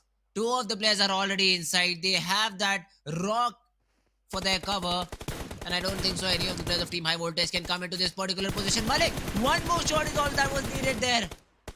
And why did Imad just shift his crosshair? He could have got that knock. He does not continue with the spray, and Malik is able to reset, patch himself back up. Yes, enough time was given to him to patch himself up, and the numbers are still there with the players of Highvoltage. 3 plus remaining TUF. They have done so much work in this one, and finally they are reaping the benefits. They need that chicken dinner if they want to qualify for the grand finals, and they are fighting with tooth and nail. Yes, Highvoltage initially they had the circle control, but Riddler's position was so very critical, and he brought his team inside the circle. But now we are kind of in a stalemate situation. Lot of throwables, especially the smokes, are being invested to have a little bit of the soft cover for themselves, especially by Malik and Highvoltage. Yes, they do have a little bit of the dips to work around with. On the other side, Demotivator is fighting with the blue, running to make it inside the safety of the circle. At the same time, lose a lot of HP. That is where Malik could have capitalized. But Malik, all he has is a little tree trunk for the cover. And I don't think that is going to be enough. First glimpse, first shot coming from the side of Riddler and takes Malik down. But that's a good trade too. I mean, Malik, yes, he gets taken down, but Demotivator is also out of the picture. Highvoltage, though, that's an ambitious attempt. He's trying to get that run over with the buggy. Won't get anything. And Team Tough. Yeah, that's the style. That's the style you need. They're able to grab that chicken for themselves. A much needed chicken dinner. TUF, they needed this chicken dinner, and now they are in the safe area on the 14th spot with 19 points for themselves in this game.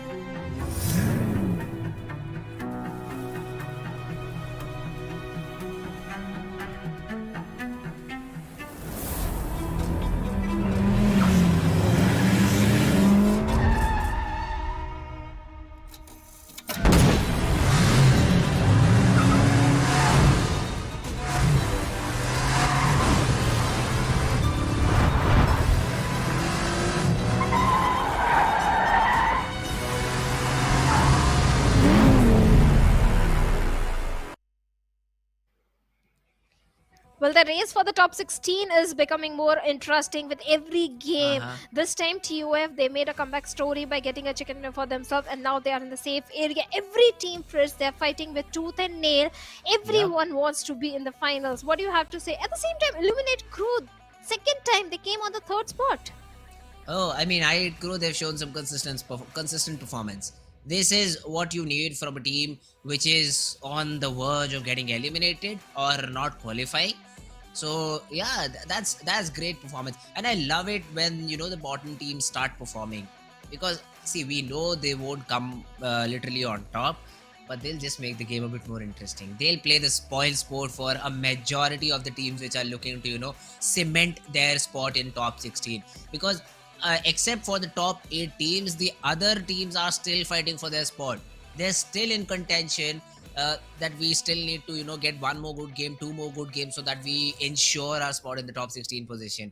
But when the teams on the bottom start performing, that is when they feel threatened the most.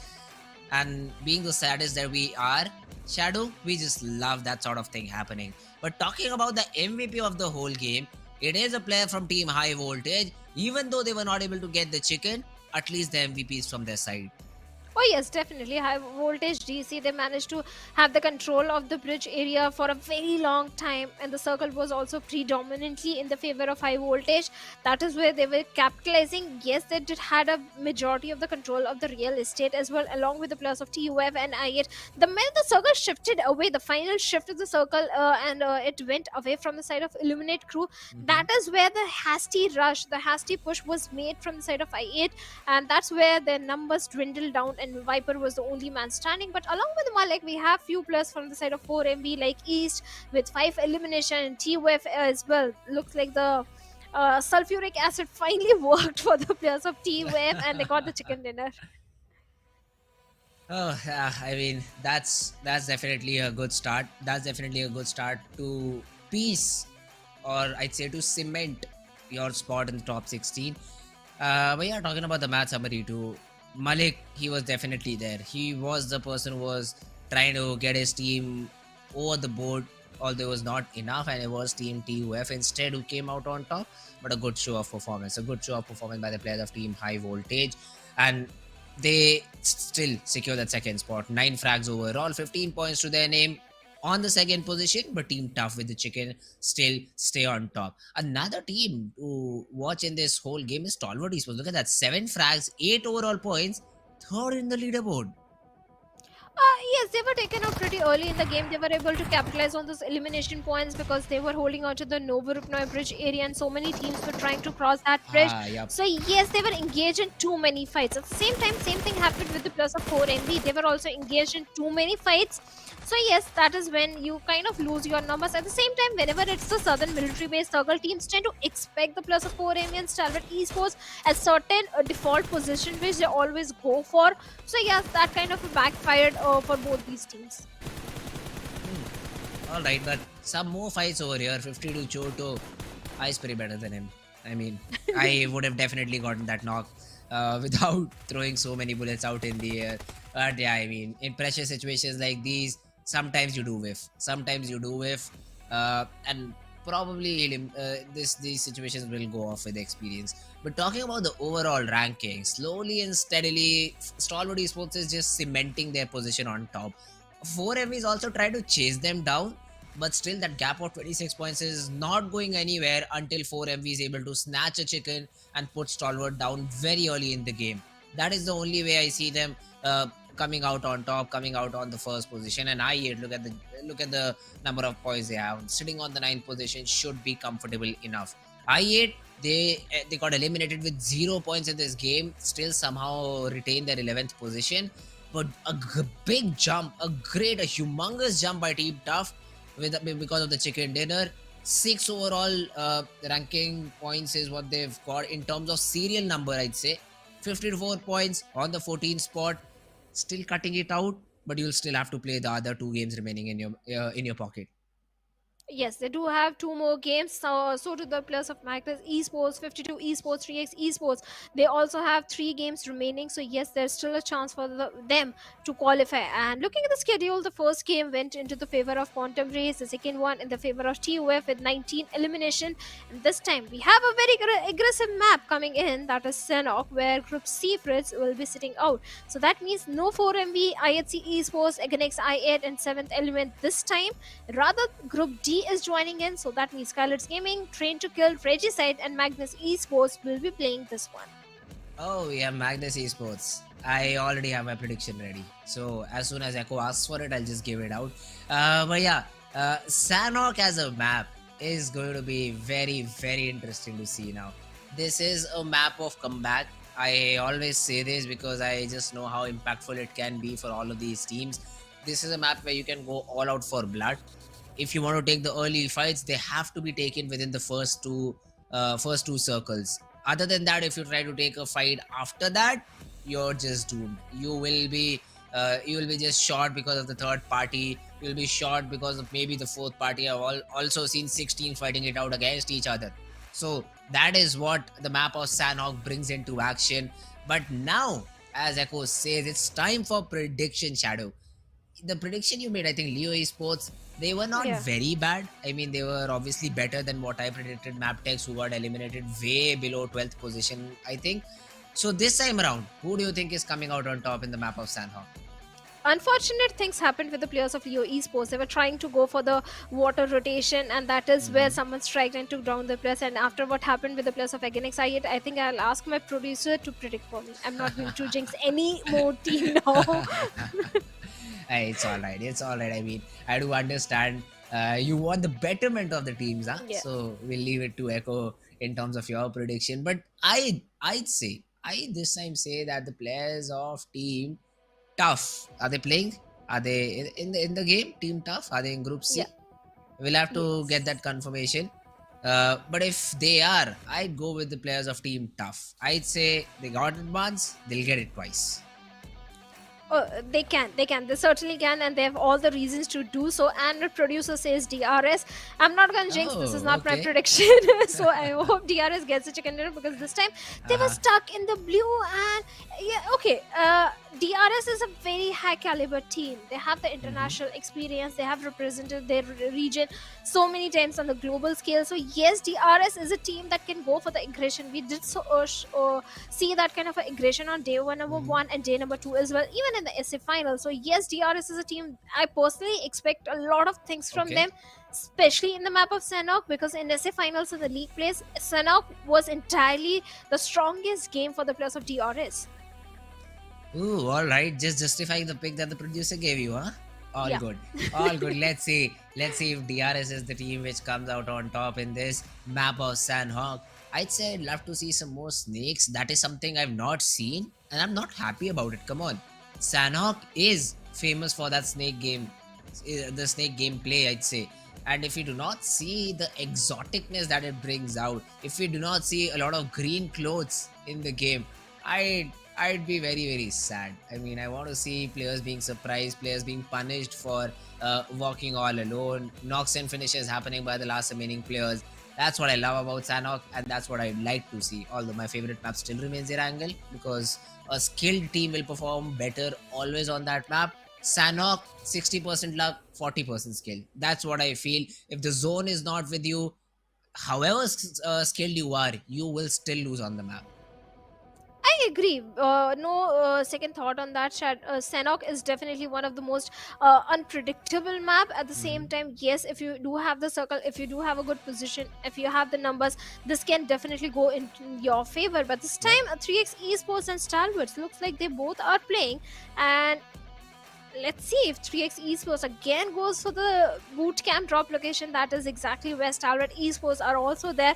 So it's going to be an interesting game because 3x Esports now they are in the safe area, Fritz. Now Yes. every game matters. If they again make the decision of going to the city of boot camp, and if they lose the fight, I think they lose the qualification chance as well. It's I'd say it's better to be confident in your drop. Lose If you lose it, it's all good. I mean, at least you tried rather than trying to make a very sudden adaptation. and try to drop someplace else and then get eliminated, because that will hurt you even Yeah. more, that you did not believe in your own preparation. So I'd say if you still want to go boot camp, completely fine, but then stick to your aggressive nature that you have. If you drop in boot camp, be the team that initiates the fight, be the team that initiates the momentum and that controls the momentum, and not the one who are always being suppressed because of the heavy fire that you take in. So that is something I'd like to just advise the players of 3x Esports. Obviously, they made it till here, so they definitely have the caliber. They definitely have it in them to qualify for the grand finals too. It'll be a difficult one. Map of Sanhok is of full of uncertainties, so it'll be a difficult map for them to perform on. But let's see if they're up for the job or not. Yeah, I agree. If you want to go towards the side of bootcamp, at least be more prepared. Drop in Hmm. towards the triple warehouse and then go for the first rotation, Okay. second rotation, rather than dropping directly towards the main building. That's where the players of Stalwart Esports are. So, anyway, 3x Esports, this is a very pivotal game for them. They have to make it count. Otherwise, 3x Esports, they will be under tremendous pressure in the last game for the qualification for the grand finals. Yes, they are aware of the boot camp, and yes, they are a very strong team in the Pakistan region, but this time they're against another strong team who is at the same time so very aware of boot camp, Stalwart Esports. But this time, Paradise Resort, we don't have Illuminate crew, so I think it's going to be pretty much empty. Oh, I'd say if any of the teams have done their homework, they'd love to drop on that spot of the map, because Paradise in itself gives you great loot, and I think NB Esports is one of the teams that has realized the fact that Paradise might be empty. So let's jump right over it. They might have a little bit of a contention with the players of Team I8, but that should be fine. I mean, if it's NB Esports versus Team I8, everyone will just know that NB Esports is a little bit better in terms of 4v4 fights against Team I8. And it's not even a 4v4, because Sky is already dropped to a different location. He's nearby, but I don't think so he'll be quick enough to get in with the rotation. But on the other side, on one of the camps, we have Quantum Rage versus Team Raw officials happening. So this will be an interesting battle over here. And let's see which of the teams comes out on top. Nays already have started to be exchanged. The last time I saw this Quantum Rage, they played a very passive approach. Although it did help them eliminate the whole squad in front of them, but they did lose a player. So this time around, if they do want a clean result, let's hold together, let's play together, and stop the players of Team Raw official. That is where I'm questioning the decision of the IGL. This game is important even for the players of Raw officials. It's not like they are 100% making it into the final. So anyhow, they have to win this fight. Yes, the pressure is there. At the same time, Raw officials, I do believe in them. They do have the gunpowder. They do have the skills. Every single time, it has been a close fight against the side of Quantum Rage. But mostly, majority of the times, Quantum Rage, they reigned supreme. And right now, Yeta Uta is still keeping a close eye. The position which he's holding, yes, he can get a lot of information as his teammates are trying to loot in the compounds. At the same time, I wonder where the fourth player, oh, he's there, right there besides Claw. So yes, all the flank angles are being checked by the players of Raw officials, and Zodi with the grenade might be looking for a knock, but first they have to find exactly where the players are. Yes, a single grenade. Now he finds one more Molotov, but no waste. Raw officials, they need the loot, they need the resources. They're not looking so very strong in terms of the weaponry as well, light weaponry on both sides. This is what happens when you try to take those early 4v4s, and that too when you drop on one of the camps. The early loot is not there, but Quantum Ray, they do suffer that early casualty. Flanky down on his knees, although I think Yeta Uta himself has taken some shots, so he needs time to reset, he needs time to pop that first aid out. But Senior has also been spotted, and he's all alone because Tanatan is cooking a nade of his own. And if this nade connects, if this nade goes into the correct room, that could be huge. The fight finally starts. Senior is not able to get any knocks, but Tanatan on the other hand is providing with some great support. Gogu also has taken down Claw. Yeta Uta goes down to Tanatan's spray, and Quantum Rage suddenly have the upper hand in the battle. It's a 2v1, and let's see if the last remaining player of Quantum Rage is able to clutch the situation out or not. The cat and mouse game now begins. Tanatan gets nothing as the shotgun from Goku reigns supreme. Yes, they take that frag onto Flanky. but they'll get that revival onto Senior, and Quantum Rage will play as a squad of 3 in the following rounds. And this is what I was talking about. The rivalry should make you strong. It should not cost you the qualification. And Raw officials, they were also in the danger area. But I'm so happy that 3x Esports, this time they're not in the city of boot camp. They do realize the gravity of the situation. And now they are in a safe spot. 4MB is not in the picture. So 3x Esports headed towards the side of Painan. Good decision, and now they can start picking up fight with the players of Stalwart Esports if they want to, because now they have good weaponry in their hands. Raw officials, I don't know which position they are going to be in after that, and TUF on the other side, they they are still fighting with tooth and nail. Yes, they do have a good position inside the circle, but they need to be careful of the sudden rotation that might be coming from the side of MABETEX Esports, because MABETEX, well, they are also lurking nearby. Let's see. Team Tough, it's a very weird 2-1-1 split that they are in right now. But considering that already Riddler and Demotivator have the ridge on the northern part, they've already cleared out that there is no one inside these buildings, so it'll be safe for you to loot. So that's just, I think, the proper plays have been made by the players of Team Tough, and the protocols are in place. They're making sure that they follow it and have the easy access to loot. Although Riddler does not have good loot, I'd say. Level 1 helmet, even Demotivator is rocking a level 1 helmet. At least he has the vest to support him if he tries to take those entries. In the region of Query, though, we do have an airdrop coming in, and that's a very important weapon. MK14 goes on auto, and it just goes brrr and is able to take down a lot of players. Level 3 kit will also help any team that decides to go and get that drop. Stalwart, quite near to the drop. Even Leo Esports, I also have I8 in my eyesight. Reggie side too. Is the drop being the hotspot for the battle here? That's what I think it is. Oh, it is. It is. Liquid has been picked up by the players of Reggie's side. Even the players of Reggie's side are under tremendous pressure, because they are sitting right at the bottom, under 20th spot, with only few points in their favor. So Reggie's side, it's a do or die situation for them. Either go all YOLO, go all gun blazing, or maybe what's gonna happen? You're anyway not qualifying for the finals. But hey, if you get a chicken dinner, if you get high frags, maybe you can qualify. But right now, SKYLIGHTZ Gaming, AJ is in a very tricky spot. Yes, he has managed to take down Sandesh over there, but with a DBS in his hands, can he do a 1v3? He takes down Jane as well, but now he falls down. And with that, SKYLIGHTZ Gaming, they also bit by Fritz on the 15th spot. They were sitting on the 19th spot with 41 Yes. points in the overall ranking. This game was so important for the players of SKYLIGHTZ Gaming. Yes, they do have few games remaining, but still, SKYLIGHTZ Gaming, they have to make every single game count. That was not just their elimination from the map, but from the tournament, is what I feel. You cannot come back after a defeat like that. First of all, it'll hit your mental quite a bit. Plus, anyways, you're not performing, so we cannot expect a miracle to happen in an instance. So yeah, I mean, SKYLIGHTZ, they find themselves with the back against the wall, and that should be it. I mean, SKYLIGHTZ should learn from the mistakes that they made, and that's the best they can hope for. Leo Esports, though, on the other hand, Sussex is trying to spot the players of Team Stalwart Esports, but it's the other way around, because Stalwart is getting those knocks. Hayatami has also been taken care of, and now it's all down to Sussex. He delivers some shots, but Action, with a great peek, is able to take care of Team Leo, and that's the second or maybe the third team being eliminated out of the game.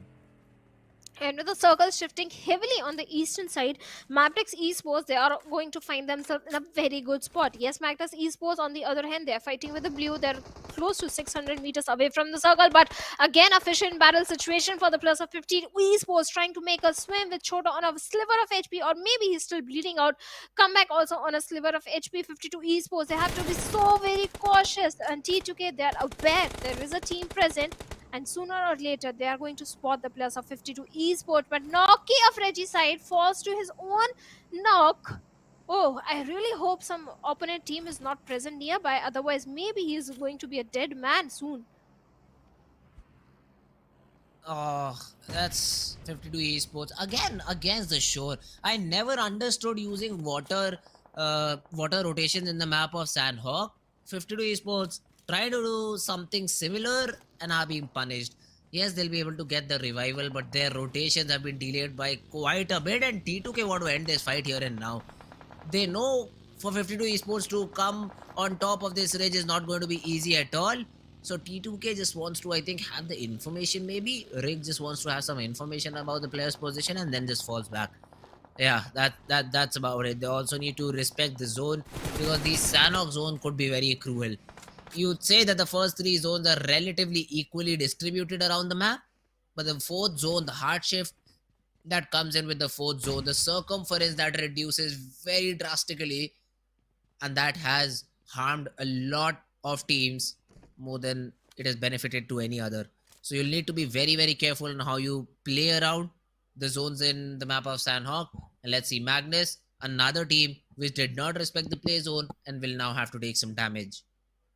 A lot of rotations are coming from the complete northern eastern front. That is where Magnus Esports, NB Esports, T2K 52 Esports, they all are there. And T2K, well, they are placed perfectly to gatekeep all these three remaining teams who are fighting with the blue, especially the players of Magnus Esports and NB Esports. They do have an upper hand in terms of the territory or the position which they are having, especially Mondo Boy. He's keeping a close eye onto the players of Magnus, but the vehicle will rescue the players of Magnus Esports. On the other hand, talking about other teams, MABETEX Esports, was your pick Magnus Esports, Fritz? Because looks like this is a game to lose considering what the position they are having right now in the circle. Nah, it was Team Tough. I went with Team Tough, and I do not see them in the map, and I do not see them in the field, because of which I'm super happy, because we only cover fights, and them not being in fights will mean only one thing, that they'll survive. But DRS this time around, this is the cave area. I know this because I love to drop on docks, and this would have been my go-to rotation if I wanted to go towards the main island. And this hole is hole of death. Hussein just jumps down and now has just one area of exit, and he'll just play for position points. Even Zarbaf is trying to do the same, but he gets taken care of by Killer YT. And that should be the end. That should be the end for the side of Team 3x Esports. Only Hussein survives. He'll come out on the other side of this cave and probably be a dead man too, because I think DRS, they have that information that someone escaped, and the only escape route this leads to is the water. Yes, 3x Esports was left with one player right now in the close proximity to the players of DRS. And DRS, mind you, 3x Esports, it's one of their strongest map. DRS is so very well aware of geography of Sanhok. They rule this map. And Hussein, oh my god, I can feel his heartbeat. He's so very fighting for his... Yes, he has spotted the player, but he's trying to hide. He's trying to make a quick escape somehow, hoping that some miracle happens and he survives right now, but that's not gonna happen. The miracles don't happen. It's not a Harry Potter school that miracles will come in for you, Hussein. And 3x Esports, well, they have been eliminated. At the same time, Roshan is also under heavy fire from the side of Stalwart. Oh, he is, and Roshan gets taken down. The Harry Potter was waiting for Dumbledore to show up. He said no. Dumbledore said, nah, not today, my guy. So yeah, that's the elimination of two more teams. Magnus also are being taken down one by one, and that too by the players of Team I8 Crew. So I8 Crew, this team has been consistently performing today. This is their third map, and I already see them dishing out a lot of damage and in good position too. So that is a big positive for the side of Team Magnus. I8 Crew. Magnus, on the other hand, outside the zone, 52 Esports just get eliminated because T2K was able to take down the last remaining player position. And T2K, with 4 defeats to their name, looking very strong, looking very confident.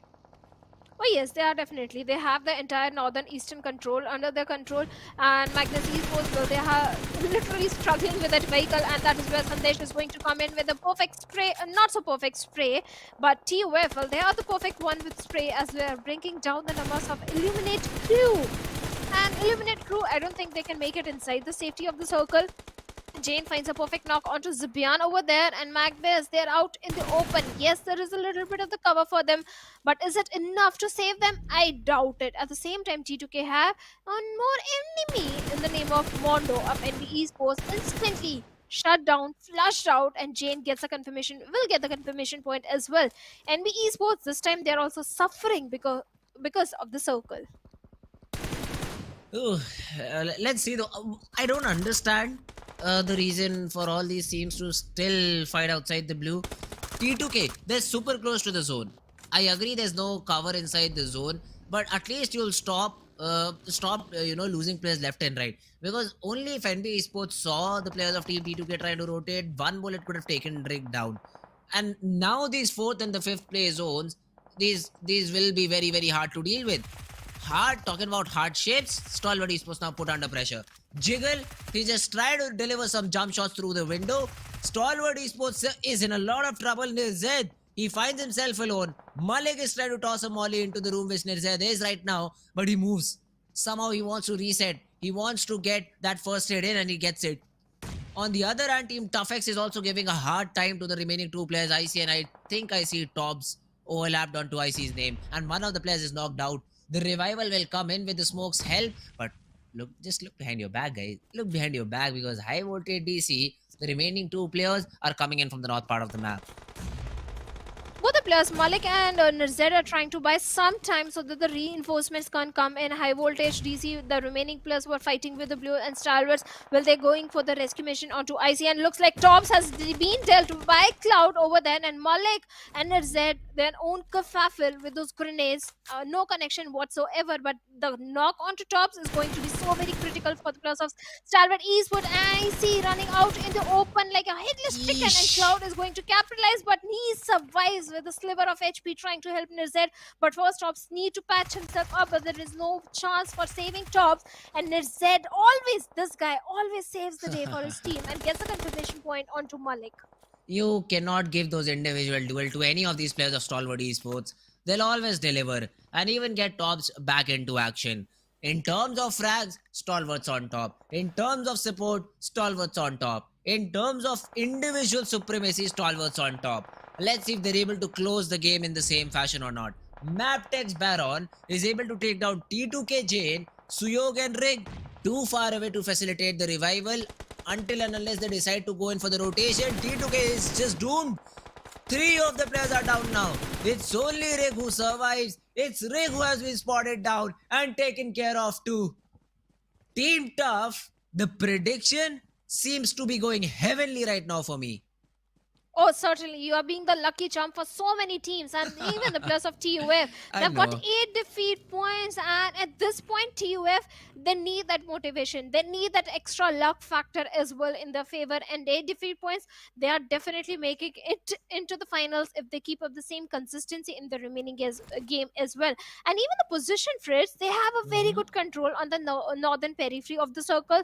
So yes, this can again be a double chicken dinner for the players of TUF as long as they are a little bit careful about the players of MABETEX and Stalwarts, because MABETEX, they have been the silent ones up until now. Hey, even Stalwarts, the gods with them, I feel like, because from a very difficult situation, they were able to make it out alive. And Nirzad, once again, you cannot give this guy an individual duel. He'll just destroy you. And that is exactly what he did. On the corner of the smoke, he was running. He stops, he peeks out, gives a double headshot onto Delta. Oh my god, these guys from Stalwart Esports, they get the time to cross too. IC is the only one remaining behind, and DRS, I think as soon as they saw Tops and Nirzad trying to rotate, they won't have idea that IC is still present here. Nirzad is also trying to pamper the players of Team DRS. Waz also helps in the process and is able to get that frag. Nirzad this time though will be pinned from 2 different angles. IC spotted trying to rotate and Delta pinning him down.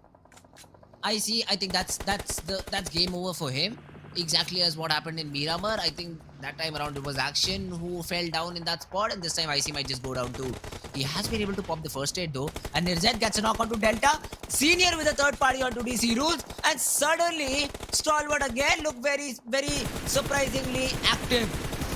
Gyante all alone with the DBS is able to take down 1. The DBS needs to chime in for 2 more though. IC and Tops.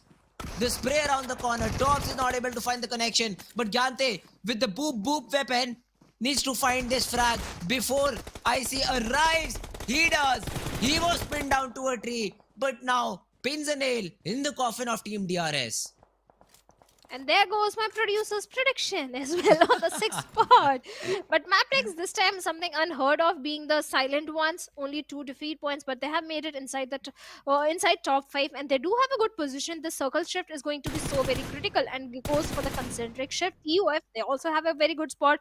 Stalwarts, they also have a good spot on the southern western front. Even the plus of MABETEX, but Regicide, I'm so very happy to see the plus of Regicide still alive, because Regicide, they are sitting on the 20th spot. They need those points. They need those chicken dinners in their favor. Yes, the numbers are not in their favor, but anything can happen. The miracles sometimes do happen, and Noki finds a confirmation point as well onto Chanatan, who was fighting with the blue, and now Quantum Ridge, well, they have been eliminated. 4 teams remaining. TUF having a very good run in this one. At least they're having a very aggressive streak of those elimination points.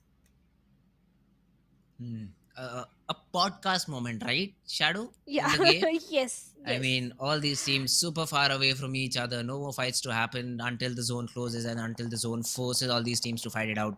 Stalwart, they have an uphill climb against the players of Team Tough. DRS previously found themselves in a spot like this, in a 4v3 against Stalwart Esports, and we exactly saw what happened. They did not even falter a player.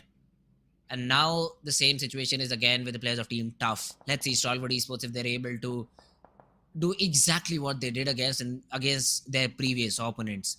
Regicide, though, this team played a crucial role in the fall of DRS because there was a third party happening, and hopefully they do the same this time around. I mean, Tobbs has been tagged up quite a bit. Even Nirzed has been spotted down, and a lot of HP has been taken off of him. Tobbs, he falls.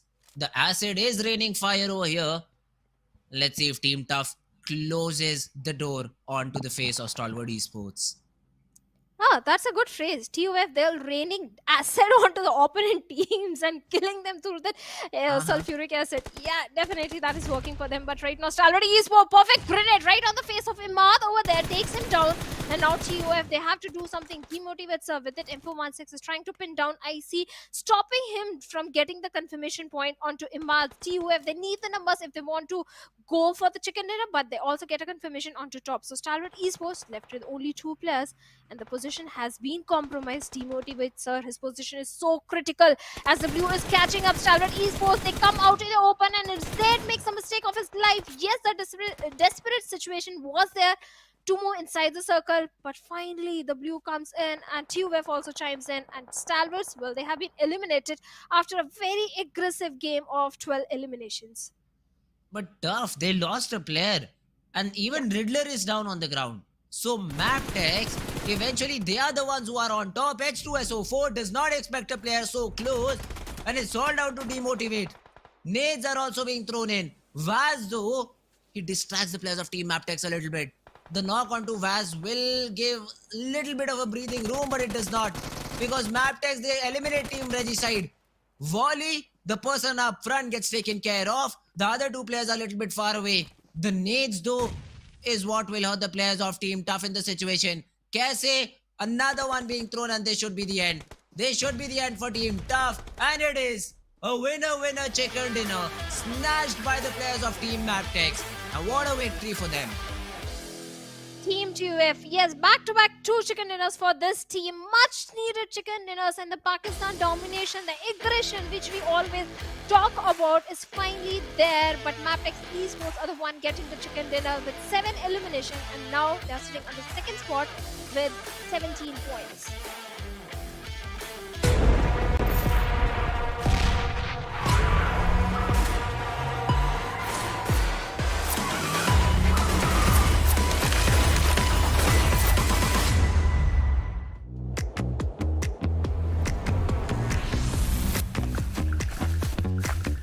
सब कुछ मेरे हाथ में है कोई ये supply इस तरह मुझसे छीन कर तो दिखाओ इतना ये क्या है व्हाट इज दिस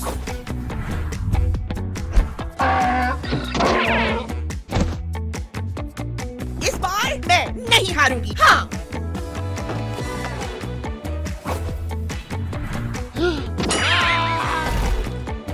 ये कुछ भी नहीं है मेरे आगे चलो इन दो की धुलाई करें इतना देख के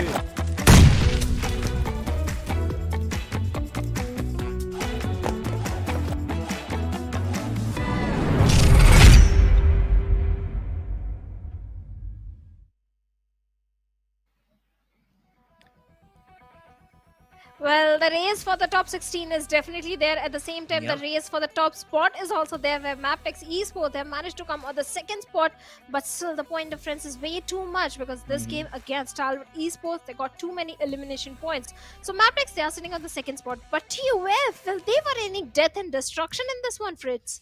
I'll change my predictions to the team coming second, and my counter will go way higher than one. That's what I feel. I mean, yesterday I predicted Stalwarts, they come second first. They were able to get the 2 chickens, but that was after when I predicted. Today I've got 2 predictions where both the teams have ended up coming second. Come on, guys, help me here. Help me a little bit. I want to beat Shadow in this race. But if you do like this, I won't be able to. It's just one correct prediction for me. So I do hope the next prediction, whenever it happens, comes out correct. But man, what a game. What a game played by the players of Team MABETEX. They came in at the very last moment. I'll have to see how many number of frags that they had. Has to be less than Team Tough because I think I saw Team Tough a little bit more in action rather than MABETEX. So overall, I'd say Tough showed a very wholesome performance of aggression and points, whereas MABETEX came in and swooped in the chicken dinner. Well, yes, MABETEX, they did capitalize on those 10 placement points for themselves. They were the silent ones. They were aiming for the chicken dinner. But the MVP this time is going to be IC from the side of Stalwart Esports with 5 elimination and a good, decent high damage number as well. 2 assists, 3 knocks, 486 healings. The healings down number is pretty high because this time Stalwart Esports, they were in the blue. They were engaging in so many fights. That is why the high healing number is there. Oh, although I still do not understand why do we have the healing done number over here. It's like IC brought himself back in the game 5 different times. That could be one of the reasons. But in terms of elimination, he's still on top with 5 eliminations, followed by Nirzed, and then even Tops is here. It's always IC. It's always Action today who's missing a little bit. Otherwise, it could have been the player cards of Team Stalwart Esports. We do have Harris sir in the mix, also Leo AP from MABETEX Esports. But then, as I said, MABETEX, I think that is a team which got 5, 6 or maybe 7, 8 frags to their name and were able to get the chicken for themselves.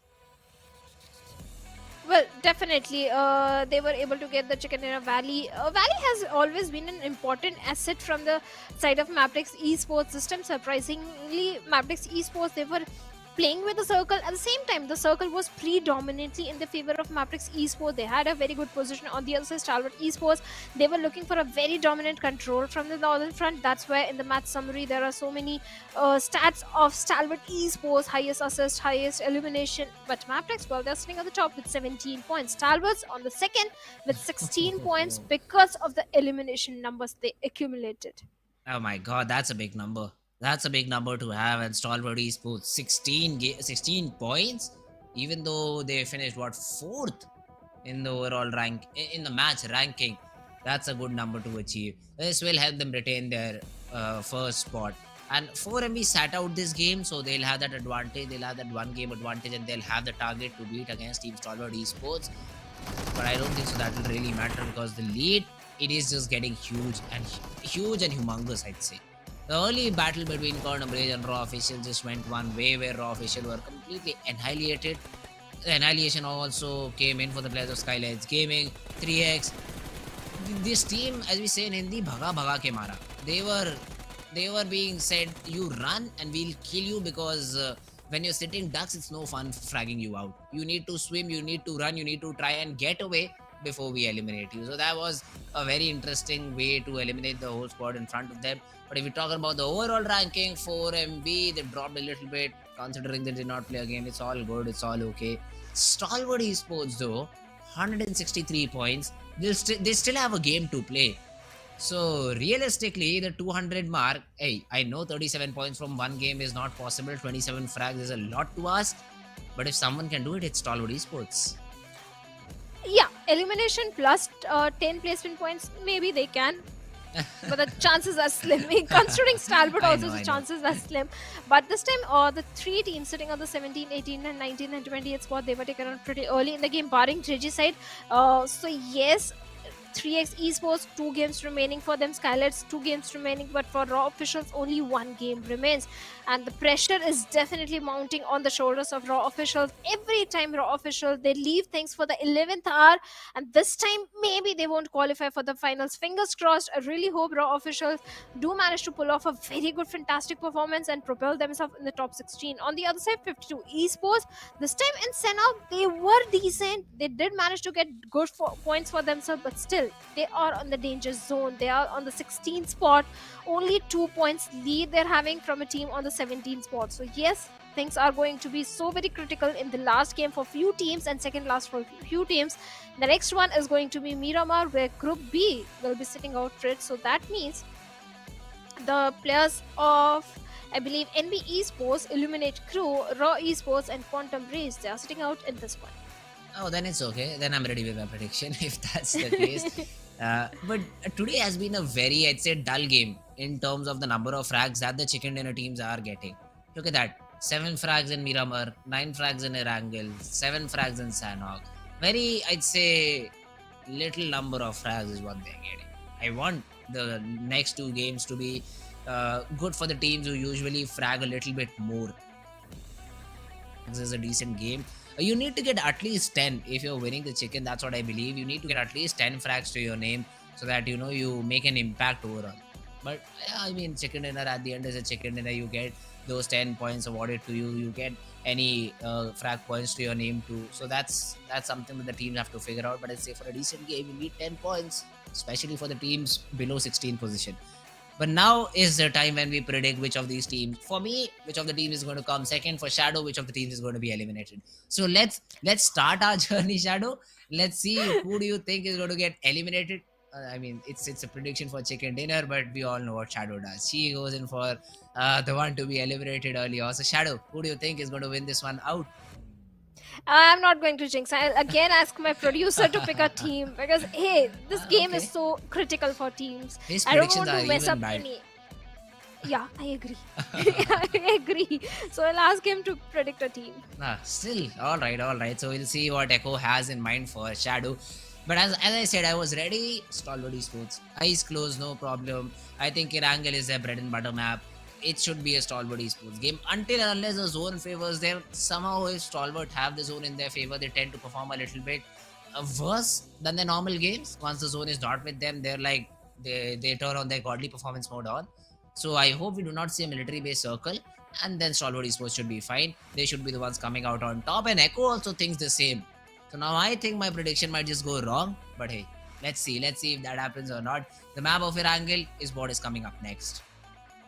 Oh, sorry. I think Stalwart Esports are going to be pretty fine this time because yeah, little bit of the jinx factor is there. At the same time, they do have the luck factor of yours as well. So Stalwart Esports are going to fare off really well because considering they do have a very good momentum and a good buffer as well. I don't know about chicken dinner, but yes, Stalwart Esports, they are definitely going to have a very high fragging game for themselves. I love how you just said no to Echo Boy's prediction, but in a diplomatic way. Great job. Great job, Shadow. But yeah, I mean, it is going to be very interesting to see which of the teams is going to come out on top in the next upcoming match. It will be, again, we'll say it is important for the team 16 to 28 to perform a bit better. But they are in the 16th and 20th spot because they are not performing good, because they've been performing terribly for the past 3 days. They'll need to step up though, and some of the teams have done it. I mean, Reggie side, we did see them jumping up 3 spots. Even Team Tough, they started the day on a very negative note, I'd say. They were on the verge of getting disqualified. They bag a chicken and they come second in the map of Sanhok. So these 2 very good games, I'd say, have led to Team Tough getting out of that slump and moving into the qualification teams. Let's see if any other team follows up in the same way and is able to get themselves back into top 16 or the race for grand final is what we'll say now. 2 games are only left now to see which of the top 16 teams are going to qualify. Some of the teams, I think we already know, SKYLIGHTZ might not qualify. Just 1 game left. Getting in top 16, not an easy job to do. Let's see if they do have a say in this game or not. Let's see if they can. But I want to say a fun fact. You know, Echo Boy, a producer, has been jinxing more number of teams than me. In the SA finals, every game he was predicting 4 MV. And we all know what happened with the 4MB in the SA finals. They were in the top in the league place, and suddenly they were nowhere to be seen. So he's the one to be blamed, Uh-huh. not me. Okay, okay. I mean, that's just putting the blame on some other person. But all right, it's okay. It is a part and parcel thing that happens over here. But talking about the plane path, now this is what I like about Miramar. You give such a weird plane path that all of these teams, all of these players are in awe. What to do now? It's a very eastern plane path. Majority of the cities are out of your reach. Reaching Pecado will take a lot of time. Reaching Power Grid, San Martin, Hacienda. Oof, it's a nightmare for all these teams.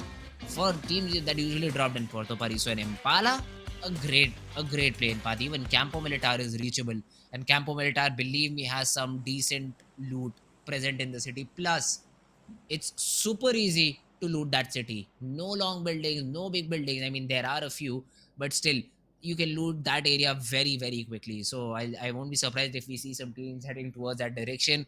Tierra Bronca is also a city where you get basic loot, I'd say, level 2 helmet, level 2 S and a weapon to play with. But Campo Militar, a very great city. Torre Ahmoda, the neighboring city, should also have a good, decent loot. But the play zone, it is a central one this time, till a little bit focused towards the western side. But yeah, it is centering around Picado, so it should not be difficult for most of the teams to rotate inside the first zone. Well, enemy esports are going to be happy that they are sitting this one out because their drop location is El Pozo and the flight path was definitely not favoring them. But looks like even some other team towards the side of Los Leones are suffering heavy casualty with the plus of 52 esports. Well, they lost on to Choto. Choto has been a tremendous addition into the squad of 52 esports. The way he was able to perform on the second day, he was really bringing on those openings and the initial frags for his team. But this time, he has been taken out pretty early in the game because so many squads dropped in the city of Los Leones. Talking about 3x esports, well, they are in the danger zone and they managed to get one defeat point for themselves. Looks like they drew the first blood, but now they have to keep up the consistency. They have to survive till the top 5. If not top 5, at least have to get good elimination points for themselves because not too many games remain for 3x esports. And talking about this particular player, Cairo, he has been such an important addition in the lineup. I remember in PMPL fall 2022 where 3x esports was playing, Cairo was able to pull off such great clutches. He was able to perform so good. I was impressed. Fixes was with me casting that Mhm. event, and we both were so very impressed by the performance of Cairo from the side of 3x Esports. But this time, 3x Esports, they're completely missing. It seems like this is not the same 3x Esports. Is it the pressure of the presence of teams of other region or the pressure of qualification for the finals? Yes, I do understand that you feel more confident in your own region, but at the same time you have to thrive under the pressure. If you start crumbling, look at the bigger picture. You have to compete for the global stage. You have to represent your country on the global stage, so you have to thrive under pressure. Talking about thriving under pressure, that is something that Stalwart Esports has done phenomenally in the past few games. I'll always remember that previous game of Sanhok, where they were being pinched by two different teams, but still they were able to isolate those fights and win both of them, and that led them to get a good number of frags. So that is something that we'll have to see in this game of Miramar, since both of our predictions is Stalwart Esports. They've gone towards the city of San Martin. This is an interesting page over here. Live location of the team that have dropped in. So on the basis of this, I do see Leo Esports and 4MV in Chumacera. So that is a battle I'd like to see. Loss. Okay, Chumacera is also being capitalized by 52 Esports. Ooh, a Mexican standoff. Let's jump right into action then. I hope these teams fight it out very soon, so that probably it will be 52 esports who will be biting the dust, because that is the team which has the lowest points, I think, between the three. So it'll be interesting to see which team comes in and tries to get into that battle. Well, 52 esports already lost one player, so yes, the numbers are not in their favor, the odds are not in their favor. So let's hope they manage to go towards the drop location and not engage in a fight with the players of 4MV, because engaging in a fight at such an early stage in the game is not going to benefit the players of 52 at all. Especially they want to keep up the consistency. On the other side, talking about a team towards the northern front, are the players of DRS in the city in Hacienda. the house of the boss. At the same time, we have the players of Seventh Element trying to come from the northern front. Then we have Stalwart Esports also in the close proximity in the Saint Martin. But yes, DRS are aware about the players of Stalwart, because Stalwart always goes for Saint Martin drop. But are they aware about the position of seventh element? That is what I'm thinking. If they're not aware, if they're not careful, maybe the plus of seventh element can capitalize, because hey, seventh element, they are showing aggression. Yes, day one they were struggling, day number two they were decent, but day number three they started picking themselves up, and day number four they're looking more strong. So yes, they won't be shying away from the fight. So DRS, they need to be careful. At the same time, Agonix I8 looks like they were trying to pepper few bullets in the direction of Magnus. Magnus, let's see. Let's see if Magnus is hurt by that or not. Oh, after such a long time, I do see all the 4 players of Team Aegon X8 alive. Because other than this, we've seen them playing with 2 or 3 players after the first few minutes of the game. But this time around, all of the players surviving, all of the players staying alive, a good sign for all the I8 fans out there. 4MV still around the region of Chumasera did not leave the city. Why do? I mean, the zone is still supporting you. It is still also centering around the region of Pecado, where we do see Leo Esports and even Team HVDC maybe fight it out. Haidami, Liquid, Malik, Jiggle, these are the 4 players from 2 different teams who will have a say in this battle. But the good thing for Highvoltage is, even if they get knocked out, there is realistically no way for Team Leo to somehow get up top this mountain without a vehicle. And Highvoltage won't allow that to happen. So let's see, Liquid tries to come in, tries to jump in with a buggy, stops to his death. He shouldn't have, he should just have jumped out with the buggy. And Jiggle, he will punish Liquid because of that mistake. Oh, he certainly will be punished. But right now, Highvoltage DC, yes, they do have one elimination point in their favor. They were going for the rotation. At the same time, look at the congestion, how busy the entire central area of the very first circle is. Everyone is trying to go for the central control. Even the players of Leo Esports last time in the map of Sanhok, in the Erangel, I'm sorry, Leo Esports didn't have a very good outing, but this time they are looking to turn things around. And even T2K looks like Jane is showing on the doorsteps of Leo Esports. For Jane, it's a 1v2 situation. Is he prepared? He is not having his full HP as well. Oh, it'll be a difficult thing for Jane, but Leo, since they're a man down, and I think for now the backup is not there too, so Slipknot is all alone. He tries to get into this battle. Jane, the hip fire is great, and then we all know how powerful that headshot from AK is. He is able to get that frag out, and T2K, they'll be happy. They'll be happy to isolate these duels. Sandesh, he was trying to throw a nade from that corner, but gets mollied off, although he'll still change and try to battle it out against Sussex. Sussex is trying to fall back, but Leo, is it a bit too late to disengage from the battle? Highvoltage also want to get into that third party. Look at the bottom right part of the screen. They also want to chime in, maybe throw the third party shots off. He's calling Jiggle too, so both these players can just lay down and say 1, 2, 3 and then fire away together. But Sussex right now is the player we need to keep in mind. He is all alone and deep in territory line, and T2K, they're creating a smoke wall to close in the distance between the 2 players. Oh, definitely. Sus is in a lot of peril. Haidami, even if he tries, he won't be able to provide the necessary backup support that Sus needs in this situation. Yes, Haidami is doing the right thing, hiding over there, because a 2v4 situation against the players of T2K is not going to help Leo Esports right now. They have to survive, and they're fighting for the survival. And Sus is trying to buy some time, but these open concretes are never a good position to hold on to. The Molotovs are being flung over towards the side of Sus. He takes a jump. Can he take down one player from the backlines? He comes and takes Sandesh with an M416.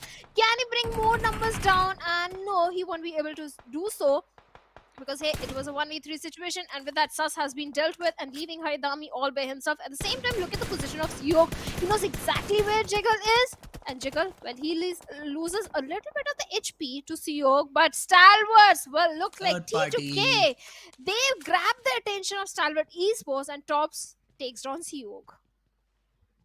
That's a good knock to find. And let's see T2K, even if they go for the rescue mission or not. Because Stalwarts, they want to force the issue. They're very near to this compound of T2K. At least action is.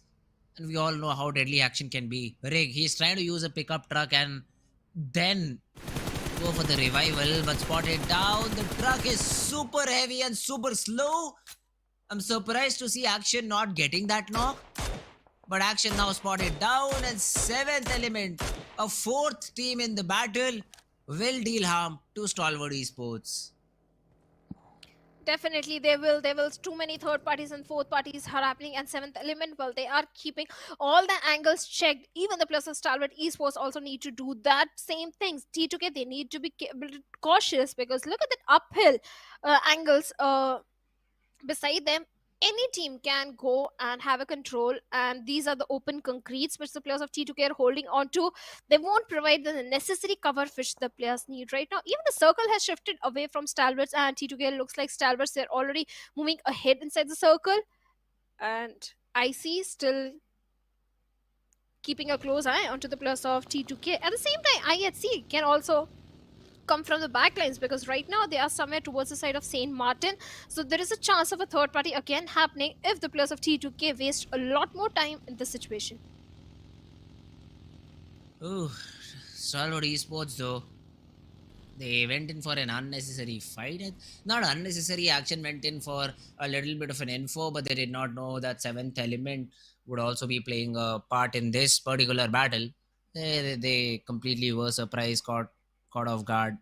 They go down to. And now Stalwart, which is 3 players. Let's see if they do still prove our prediction correct or not. That's what I'm more worried. But hey, they still will be on the top. So that's something we can focus on for now. 7th element now in the crosshairs of top. He does have a mini 14 if he's able to put good use to it. But the call has been made. They want to respect the zone. They want to have a better position inside the zone, and have already started off with their rotation. Oh yes, they have. They have. Even on the western front line, we have the players of SKYLIGHTZ Gaming finally making it towards the periphery of the western circle. On the southern side, we have few teams present like TUF, 4MV, Regicide, even the players of Agenix I8.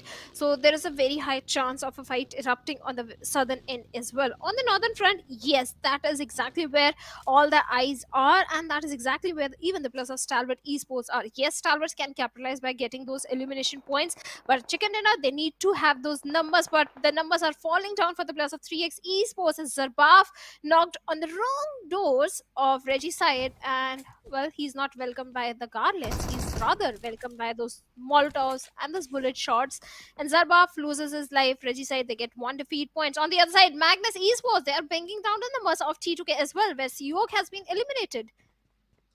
Oh, T2K also find themselves in a bit of a trouble. Magnus is the team which is dishing out damage, and even Sandesh goes down. Stalwart Esports though, on the other hand, now in a fight against the players of IHC, Zul comes in, has been tagged up quite a bit, but the knock is yet not there. Nirzaz with the pre-fire around the corner also tosses a nade to make sure he buys a few more seconds for his team. But IC's nade will take Zul down. IHC, it does not look good. Demo also blasts off the face of Earth, as Nirzad's nade is perfect too. Alex and Godless, the 2 players make it just 1 because it's Alex surviving. Tops, he gets that frag, and even the final player falls. Nirzad did go down in the action, but IHC, they won't see the sun as they've been eliminated. Well, IHC, they do buy the farm very early in the game at the 16th spot. And Stalwart Esports, well, they also lost onto Action, but 3 defeat points in their favor. Stalwart Esports, they are in a very busy area. If they head a little towards the west, they will find the players of SKYLIGHTZ Gaming. And if they manage to take down the spot which SKYLIGHTZ are having, this can be a good game for them. On the other side, Magnus Esports, they are in a pickle with the players of T2K. In fact, Jane is in a lot of parade. And Zen comes with the DPS, eliminates the last player from the side of T2K. Again, a bad game coming for the players of T2K. I don't know what happened.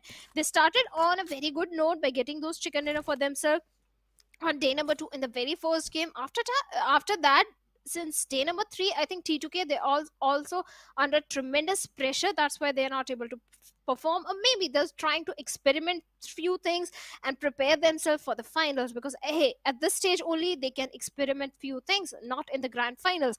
On the other side, DRS, look at their position, Fritz. One side Magnus, one side MABETEX Esports. This is not a good position for the players of DRS right now, especially Gyante. Oh, let's see. Gyante does do, I don't know, has an off angle, but Drawlin on the other hand gets taken care of. You don't get a DBS, you use the S12K, still it's a disgusting shotgun to do the job. I I do not love this. I do love shotguns in some other game, but not in PUBG Mobile. And Kyante uses one on a map which has very long side angles. That's just unfortunate for that player. You can never expect a shotgun in such an area. On the other hand, look at the bottom right hand side screen. Prabin, great spray control, gets a good knock too. So even high voltage dishing out some damage, getting the knocks, try to convert it into frags. Seventh element on their crosshairs. T24, Tata bye bye. But the remaining three players, let's see what they can do now. Highvoltage and seventh element, they can still lock horns with each other because seventh element is way ahead from the players of Highvoltage inside the circle. On the other end, we have three teams.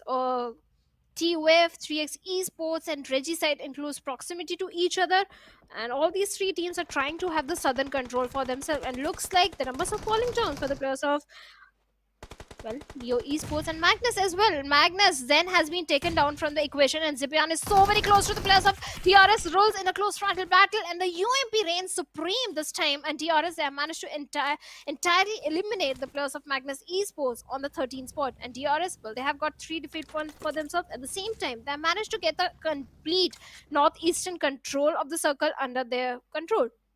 Seventh element and Highvoltage, like I was saying, they're in such close proximity. Seventh element, they do have a good compound to their name. Yes, they do have the hard covers. On the other side, Highvoltage, they have to rely on those terrains, and they have to be a bit cautious because DRS are also in the close proximity. Now this is the fourth zone, so you really need to consider third parties. And Highvoltage, I think they're disrespecting that fact. Jiggle, he's all out. He just wants to go in and take this battle. Let's see if he gets gifted a frag over here, or do DRS realize this and see a person lying all alone in the grass and tries to take that frag. The smokes are blocking the vision for 7th element right now, so no information for 7th element how many players have creeped in. It is the whole squad of Team HVDC. The damage has been dealt onto Cloud, so no more light-headed Cloud. You need to respect it, you need to reset. Even Jiggle needs to get himself a first aid here. Prabin pushing in, forcing the issue, support from Malik, but they do not find the right compound. They do not find the right division of the warehouse because Tokusaurus and Divine on the other side. The shotgun comes in for Tokusaurus though, jumps inside the smoke, goes boom boom and is able to get one knock. Let's see if they're able to convert on the back of it. Toku, again with the S686, but is now burning because of the Molotov. That was a great molly. Tokusaurus though will be third party by 52 Esports, and that is the worst way to get into a battle. Tabby will, I think, try to throw some smokes and try to get that revival, whereas Divine all alone but has been given a very tough job to hold this front line. He has to hold, he has to buy some time as Tokusaurus is being revived at this point. And Highvoltage DC, they have all the 4 players alive. Yes, 52 and Stalwarts are in the close proximity. At the same time, they have 26 seconds on the clock. That is when the blue will start closing in, and both these teams will be in a lot of pressure.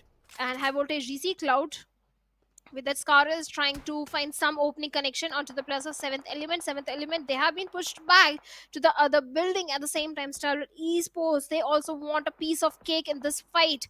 But Highvoltage, they won't be providing any of it to the plus of Stalwart for now. 4MV Dog on the other side finds a perfect knock onto the players of MABETEX Esports.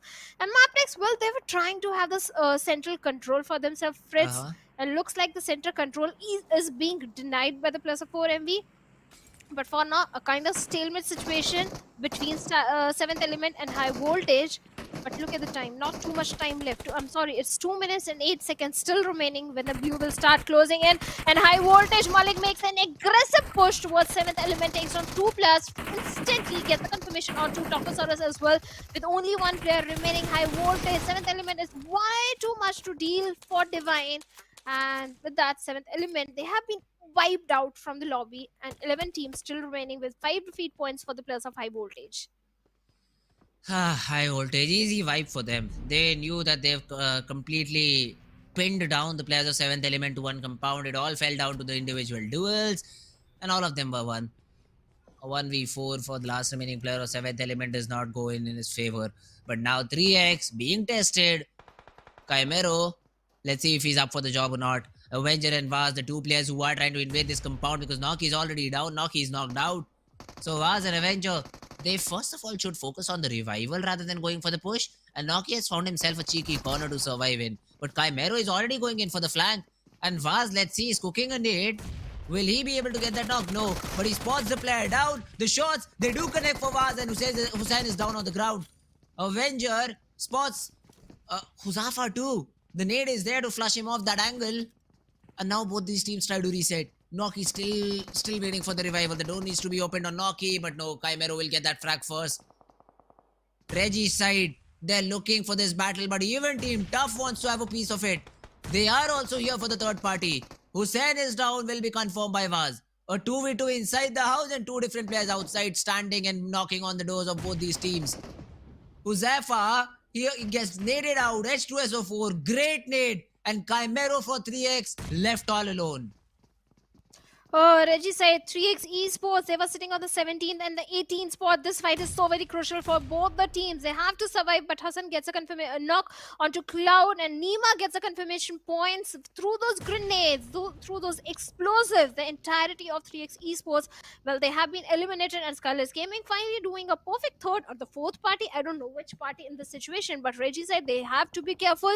They were also making too much noise. TUF, well, they are in the safe spot in the overall standings, but for Reggie side, this game matters a lot. On the other side, Stalwart Esports trying to find the players of 52 Esports, and looks like even 52 Esports are not able to stand taller. Hassan is the only man standing, not for a very long time. And Stalwart, well, their aggression, we know, their firepower, we know, and they have grabbed more elimination points for themselves. 9 teams remain, 30 players alive, and already the zone has started to shrink in. There is a big compound that still lies inside the zone, so that could be a place for all these teams to rotate towards. 108-meter run is what the side of Team HVDC have to make, I think. But okay, no, HVDC are already in battle with DRS, not for long because HVDC have been put to rest. Gyante with the final frag onto Jiggle, and that's about it. 4MV this time around against I8. Apex cooking a nade. Doc trying to support his teammate, and Reviews will also be in a little bit of a trouble. Let's see Apex if he's able to deliver anything from this spot. 4M, we have all of their 4 players surviving, so that's a very good thing for them. Doc trying to dodge all the nades being thrown at him, but from behind you also have the player of Team Tough. That is gonna be demotivate, sir. So you need to be careful if you're Team 4MV. Aegon XI8. This is the battle you need to take to get inside the zone. So let's see how does this battle pan out. Reviews has been taken care of by Aiku. The shotgun comes out. The DBS gets one, and the kill will be confirmed onto Ghost. Blade will be put in a 1v1 against the DBS. You do not have good odds. And Apex shuts him down too. 4MB, yes, they did lose a player and might just lose the second one too, because Aiku still survives. He turns around, gives another knock onto the player of 4MV. MABETEX also joining into the battle, I think. They want to take some third party shots. Reviews will be taken care of by IQ. And 4MV, they were in a good spot for no longer though, because it's only 2 players I see on my screen. Well, with too many fights happening on the southern, and the teams on the northern part of the circle are going to be pretty comfortable for now. They have made it inside top 6. Stalwart Esports, DRS, even the plus of MABETEX Esports are feeling way too comfortable for now in this circle. But the next circle shift is going to be so very detrimental for all these teams. DRS 7 defeat points, a good game finally coming from the side of DRS, and let's hope if they can get a chicken dinner. But Stalwart Esports can be that ugly thorn if they go a little southwards. Then MABETEX Esports will welcome the players. On the other side, talking about TUF, not a good position they are in. Yes, the little bit of the dips are there, but one side MABETEX on the uphill, on the side we have the players of SKYLIGHTZ Gaming. So yeah, TUF not in a good position right now. At the same time, Baron spots one player, H2SO4 over there, instantly shuts him down, and looks like this is going to be a flush for the players of TUF. MABETEX Esports not going to stop. Every time MABETEX Esports, this time they are eyeing for the chicken dinner. They're not engaging in too many fight spreads.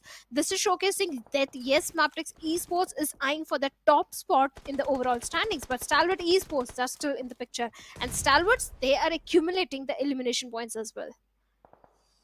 Ooh. The 3 players, they do still survive, but the zone is going to be a matter of concern for them. And DRS, as soon as IC starts to rotate, they show their face and are able to get that knock onto IC.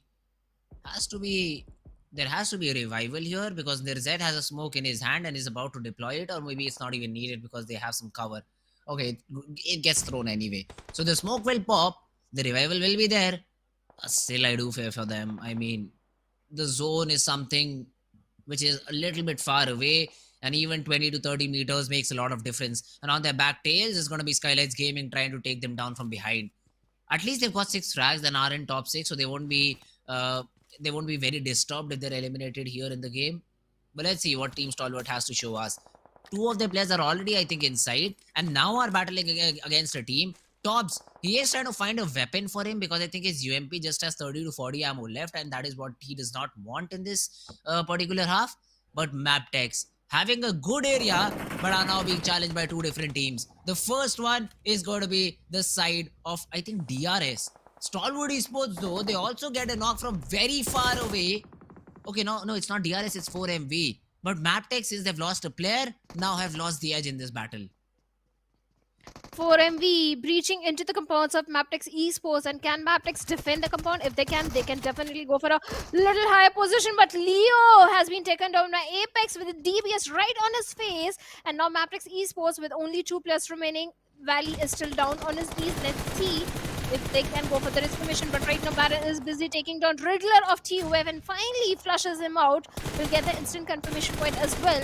Those cheeky angles, and TUF, they had no idea about MABETEX having that perfect line of sight onto their players. On the other side, demotivated serve will be dealt by AJ of SKYLIGHTZ Gaming, and too many third parties are happening where the players of Stalwart Esports are also chiming in and bringing down the numbers of SKYLIGHTZ Gaming, where AJ is left all by himself, hiding behind those vehicles. Sooner or later will be put to an end. And AJ, how is he still surviving the barrage of those throwables, the molotovs, the grenades that came from the side of Stalwart Esports? Still he's surviving and breathing, and Stalwart Esports, they need to be a bit cautious of his position. At the same time, TUF, the last player, still hiding, and Nized with a perfect grenade right on the face of AJ, and SKYLIGHTZ, after getting 4 elimination, bids bye-bye from the lobby. 5 teams, 13 players still remaining. And Stalwarts, they're a hungry bunch of lads for this elimination points. Oh, they are. But they're being pinned down right now by DRS, who themselves have to move inside the zone. So Stalwart will have a hard time dealing with the squad of DRS. 4MV though finally pushing for the players of Team MABETEX. And Kese taking down, but the counter nade is good, and then the molly to finish the player off too, I think. Doc will even survive. It's not about the survival right now, because even Apex gets taken down. The M249, it reigns supreme in one fight, but then the trade is there. Down to a 1v1. East versus Baron. Baron does not have a lot of HP left, and Stalwart come in with a third party. This could be huge for Stalwart Esports, but Baron gets taken down. East, the last one standing from behind, though. Tough H2SO4. Oh, he's just surviving. He's just surviving. Tops takes down Gyante. DRS also under a little bit of a pressure, but H2SO4, he wants to be the snake here. He wants to be the final person who, when he gets a frag, he gets it for the chicken. Tops, he does not even know that there is someone behind him.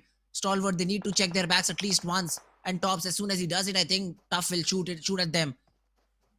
But DRS is a team to take care of for Stalwart Esports. I see Nirzad, all these players are still surviving. I see finally Sports H2SO4. And my heart rate went up a little bit. But now finally I think Stalwart might get our predictions correct here, Shadow. Oh, yes, definitely. Stalwarts can get this one in their pockets again. But DRS, well, Rules is ready with a grenade, and they know from where exactly the players of Stalwart Esports are coming in.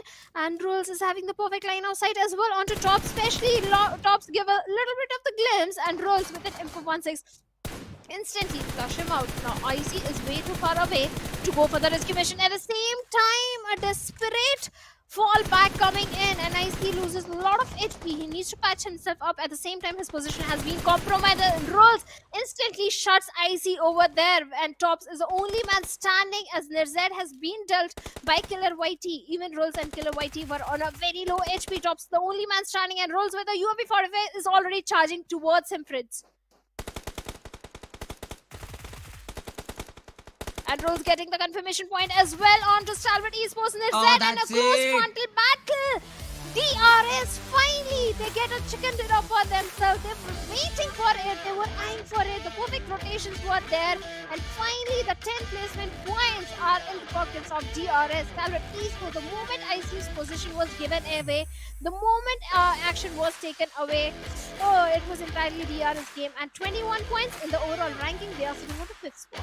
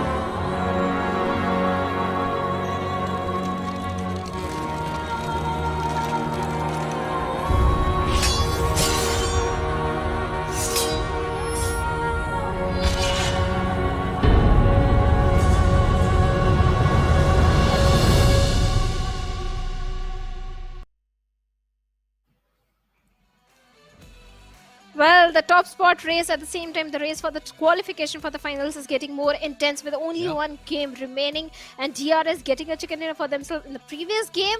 Well, it looked like it is going to be the game for Stalwarts. Oh, it was looking like that. I mean, see, to be honest, Stalwart just threw the game. That's what I'll say right on the face of it, because a 3v2 you never lose when you have the numbers advantage. Yeah. But they were just too eager to finish the fight super quickly. Some unnecessary peaks coming here and there, and DRS is a good team, man. They won't like it's not like it is a team which is very passive or won't disrespect you for bad plays that you make. They do exactly that. They punish you for the bad plays you make. And Stalwart Esports, I mean, they're just continuing what we said. That is a team which gets predicted by us. Finish second. They just could not get the chicken right. They just finish second over here, and DRS, they come out on top. Good performance by DRS. Now that is a mid-table team who were looking for their chicken, because they were performing consistently. They were getting number of points on the board, but the only thing that was missing from the whole tournament was a chicken. They finally get it. Even in the player camp, they were so happy about it. So that's great for Team DRS. And Tops being the MVP, a great game from the side of Team Stalwart Esports. Nonetheless. Oh, well, definitely Tops is the MVP. Fantastic game coming from this side. At the same time, the position of Rolls was so pivotal in that final fight. The players of Stalwarts had no idea where exactly Rolls is, and he was able to bring down the numbers first by taking down Tops, then by taking down IC over there. IC's position was also compromised. So yes, few mistakes were made from the side of Stalwarts Esports. Otherwise, this could have been the gameplay. At the same time, the 1000 IQ from the side of Rolls by having those precise accuracy on the shots. So you say yes, DRS, they well deserve the chicken dinner for themselves. But the match summary, it is entirely about Stalwart Esports, where Tops is having the highest damage, but the assist and elimination goes for the players of DRS. You look at Nirzed, 1052 damage, 1200 damage for Tops. So Stalwart Esports, even being reduced to just 3 players, were able to deal a lot of damage out to their opponents. It is Team DRS who come out on top. Thank God they got 11 frags, or at least they get a 20 plus point game. That's what I'd like to see. But Stalwart, not far behind, just 3 points shy of the first position. 18 overall points, because the number of eliminations was 12. 4MV also in the list with 10 points to their name.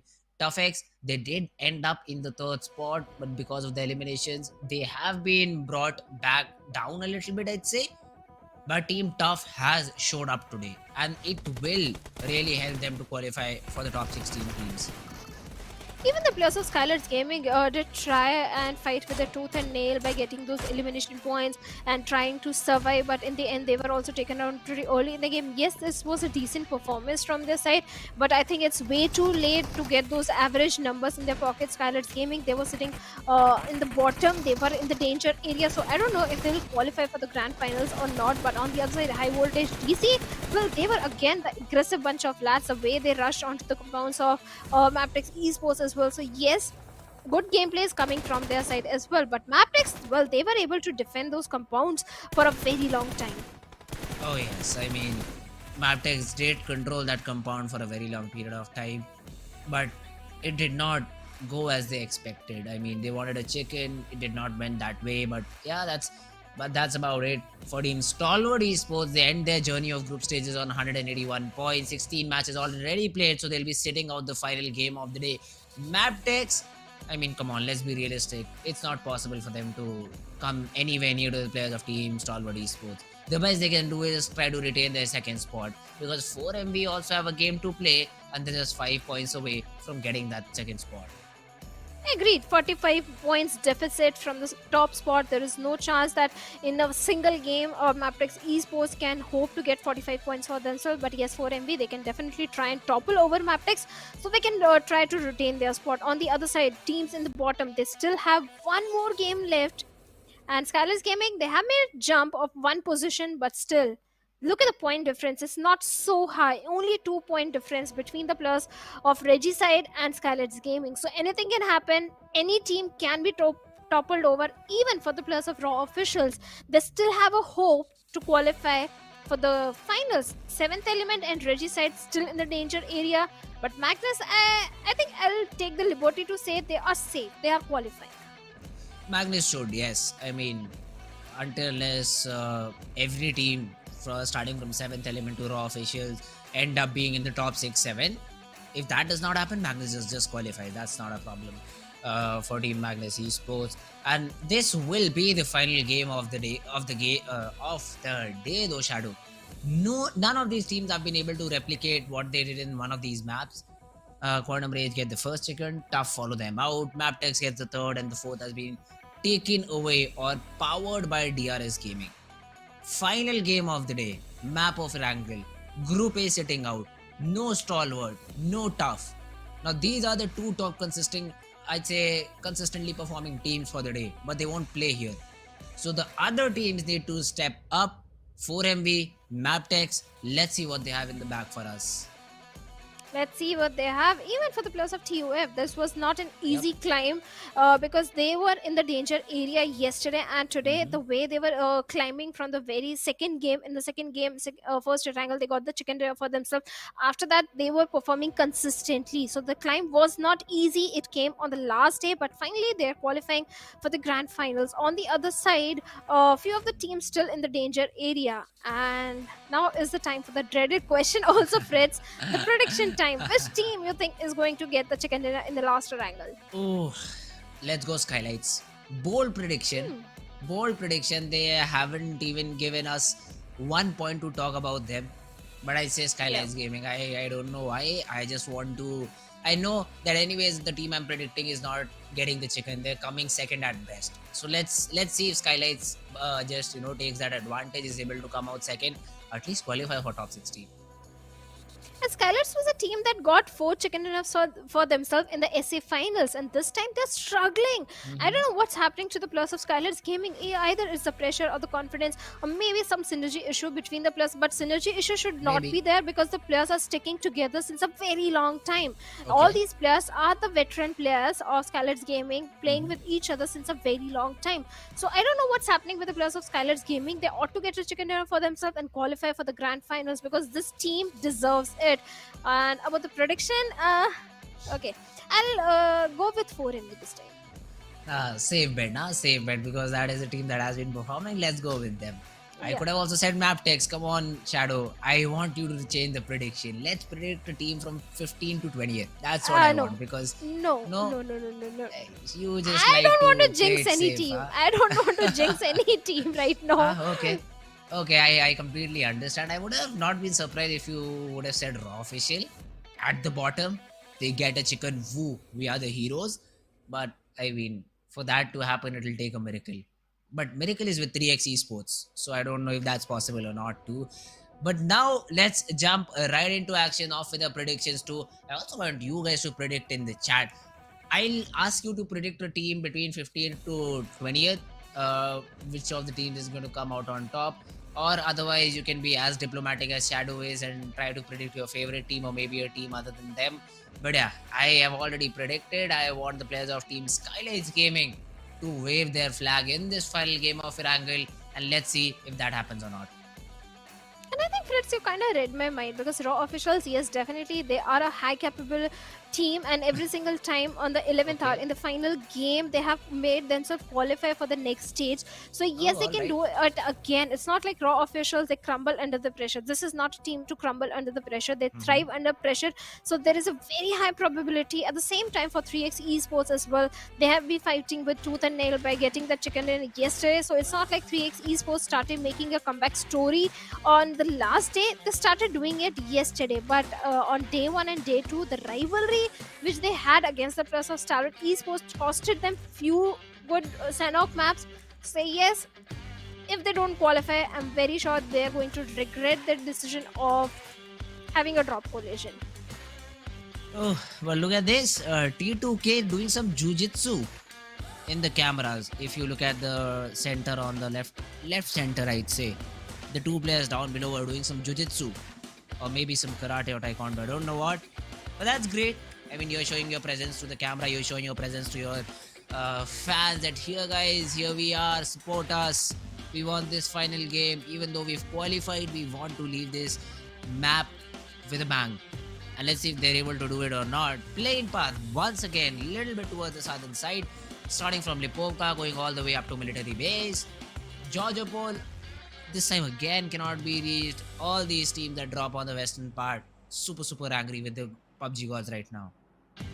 You know what? I think this is going to be a super fast Erangel because the teams who are sitting on the comfortable position, they will try and dominate the lobby. They will try and challenge all the teams who are in the bottom, and maybe few of the teams can have a bullseye target on their back because hey, it's the last game, and these kind of things we do get to witness on the last match. And NB Esports, well, they are again towards the side of shelter, but yes, this time I don't want to be in the shows of the teams like Leo Esports because they like going towards the side of Gatka, but looks like they are not in the picture. This time, too many teams are heading towards the southern military base. Looks like Reggie side. They are trying to challenge the players of 4MV, Againx IA. They are also going towards the Novorupnoy since Stalwarts is not there, and too many teams drop towards military base. And look at the circle. The circle is towards the northern side. This time, SKYLIGHTZ Gaming, they can definitely capitalize because this is their circle. They can capitalize and get a chicken dinner and maybe qualify for the grand finals. This can be the game. Looks like PUBG gods are already telling the players of SKYLIGHTZ Gaming, have faith in yourself, and this can be your game. We are already giving you a great circle. On the other side, Reggie side, they are sticking to the complete shorelines of the military base, going for the smaller compounds, not challenging the plus of 4MV directly. So yeah, a little bit of the change in the drop location coming from so many teams this time. Magnus, they are in the city of Pochinki. Well, I wonder what Joker is doing from the side of 52 Esports. He's way too far away from his teammates. And Choto and T2K looks like they are in a bit of kerfuffle as Hassan is trying to bring down the numbers of T2K. The rescue missions are there. And Sandesh is having an AKM. I don't think Hassan is having a weapon. Yes, he does have an AK in his hands as well, but he needs to scuttle back to the safety. He has to make a quick run. 52 Esports, you have to make the qualification. T2K are in the safe spot. Those early fights, those early casualties will hamper the players of 52 Esports. There is no chance that Choto can be revived in this situation. So yeah, Hassan making the mature decision of going back, falling back, but there is no vehicle, and T2K with that Dacia is already hunting for Hassan over there. Sooner or later, his position will be revealed. T2K, they're not going to spare Hassan. It looks like they have a vague idea. Does they? No, they don't. They don't know. Hassan, where is? They were so very close to Hassan over there. But now they are going to make a route again towards Hassan, and a close frontal battle. Hassan takes on Rick over there. But from the back line, Sandesh comes in and deals with Hassan and 52 Esports. In a matter of few seconds, they lost 2 players. Oh, this game was so very important. But T2K, well, they have a good start. Yep. 2 defeat points already in their favor. But 52, what just happened? They lost 2 players. Not a start they were hoping for.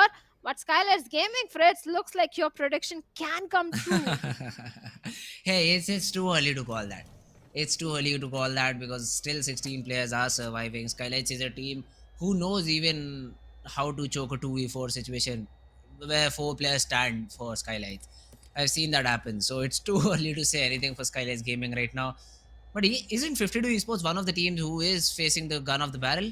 The elimination maybe? And a start to a game where you lose 2 players out so early, not looking good at all for them. T2K on the other hand, they would be happy with the fact that they have, I mean, who does not like a free frag to their name? NB Esports on the other hand, they've taken down the player of 7th element, Tabby. Tabby is out of the game now. And T2K, let's see how do they perform going forward from here. For a second, I thought T2K they are going to lose few other players because even 2 players from the side of T2K were knocked out. But now they are fit as fiddle, and NB Esports looks like 7th element. They are not fit as they are losing onto their numbers. And NB Esports with a vehicle run over takes a confirmation point as well. And 7th element, they have been reduced to a one-man squad. Let's see for how long they survive. Magnus Esports, Pochinki has always been the home ground for the players of Magnus Esports. But yes, Magnus, they are qualifying for the grand finals. But I really hope Magnus do come prepared for the finals because this team deserves to be in the top 5. And I'm not able to see the aggression which was the last time in the PMPL Pakistan from Magnus Esports. Let's hope this time they bring it. But for MV and Reggie side, looks like the drop change from the side of Reggie side is not favoring them. Oh, not at all. 4MV. They should have been subjected to a bridge camp over here, but the protocols from 4MV are just way too good for Regicide to deal with. And the thing that they were trying to do, Regicide, they were not prepared for it, and 4MV are happy to feast on the free players of Regicide. They just come in, gobble up the players, will burp them out too. But yeah, the 2 frags, they do go the way of 4MV. And they'll be happy 4MV. They'll be happy with these frags because this is not only minimizing the distance between MABETEX and 4MV, also giving them the early confidence that any team in a game needs. If you're able to get early frags, that is exactly what helps you to convert the momentum into a big game. Quantum Rage, on the other hand, early rotations from their side too. They're also trying to maybe test their luck, go against the players of Team MABETEX. All right. They're barging in, not just going, they're just barging into the players of Team MABETEX. Kese taking some shots, is able to deal some damage onto Tantanatan, but the knock is yet to be found. Well, the confirmation will be made sooner or later if the revival is not there on time or in time. MABETEX Esports, yes, they have been the silent ones up until now, but now they are looking for the aggression, and already they are in the city of Kameshki. So that means they are playing with a circle. They do have a good position to hold on to. Quantum Rage were also having the same mind to go for the early rotation. Now look at the position of Goku. If his position is not given away, I think he can do a lot of damage towards the side of MABETEX Esports because he's already guarding the flank angle. He's also having a very good line of sight onto the players of MABETEX Esports, and Wally out in the open. Goku can do a lot in this situation, and Tanatan, along with his teammate Halsey, is trying to regroup with Goku. In MABETEX Esports, they're literally surrounded from 2 different directions. Oh, let's see MABETEX. How do they get out of this situation? Kameshki, who would have expected this to be a fighting place? Nobody. But this is only possible because of the play zone. Now Leo, although not just Leo, most of the players of MABETEX are very hopeful with this compound. I think they're comfortable, and Wally from behind is just trying to toss some nades onto the players of Team Quantum Rage. He thinks that there is someone on the broken wall trying to flush him out with the nades, but there is literally no one. But this is what we know. So MABETEX using every bit of utility to just clear out what they think, and that should be about it. Wally though has 5 smokes available to him too, so if he wants, he can be the sneaky person behind their backs of Team Quantum Rage and try to make an opening for their team.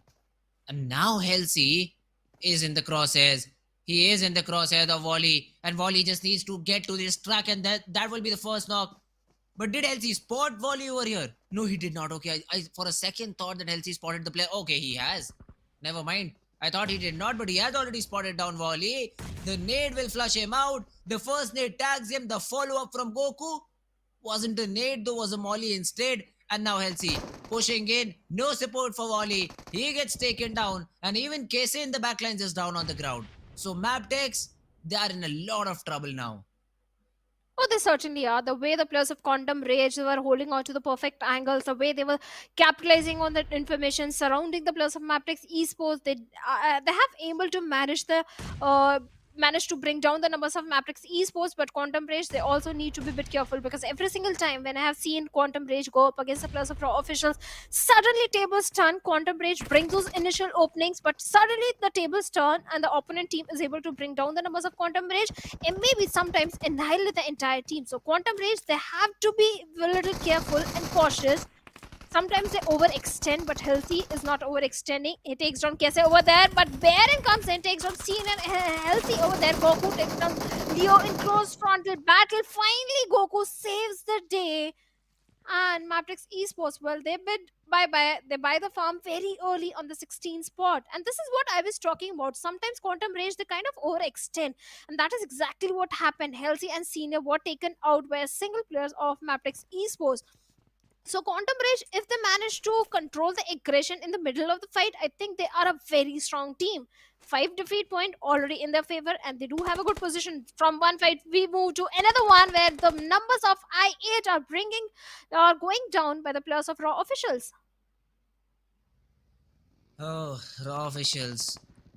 I8, the two team. I mean, I8 really do not care about this game, so they can go YOLO. But Raw officials do really need to show a strong performance, and I wouldn't say it's strong, but at least they've got 4 frags. So that's a silver lining. They did lose 2 players, which will hurt them in the longer run. But for now, they do not get eliminated, which they should be happy about. So let's see Raw how much of a jump they can make over here. Yeta Uta still trying to reset, still trying to get himself back to fighting HP. Does not have a lot of medicines left too. So all the frags that they are able to get, they need to loot and they need to reset in terms of utility too. T2K on the other hand, they have that higher range. They've spotted down the rotation, but there is very little that they can do about it.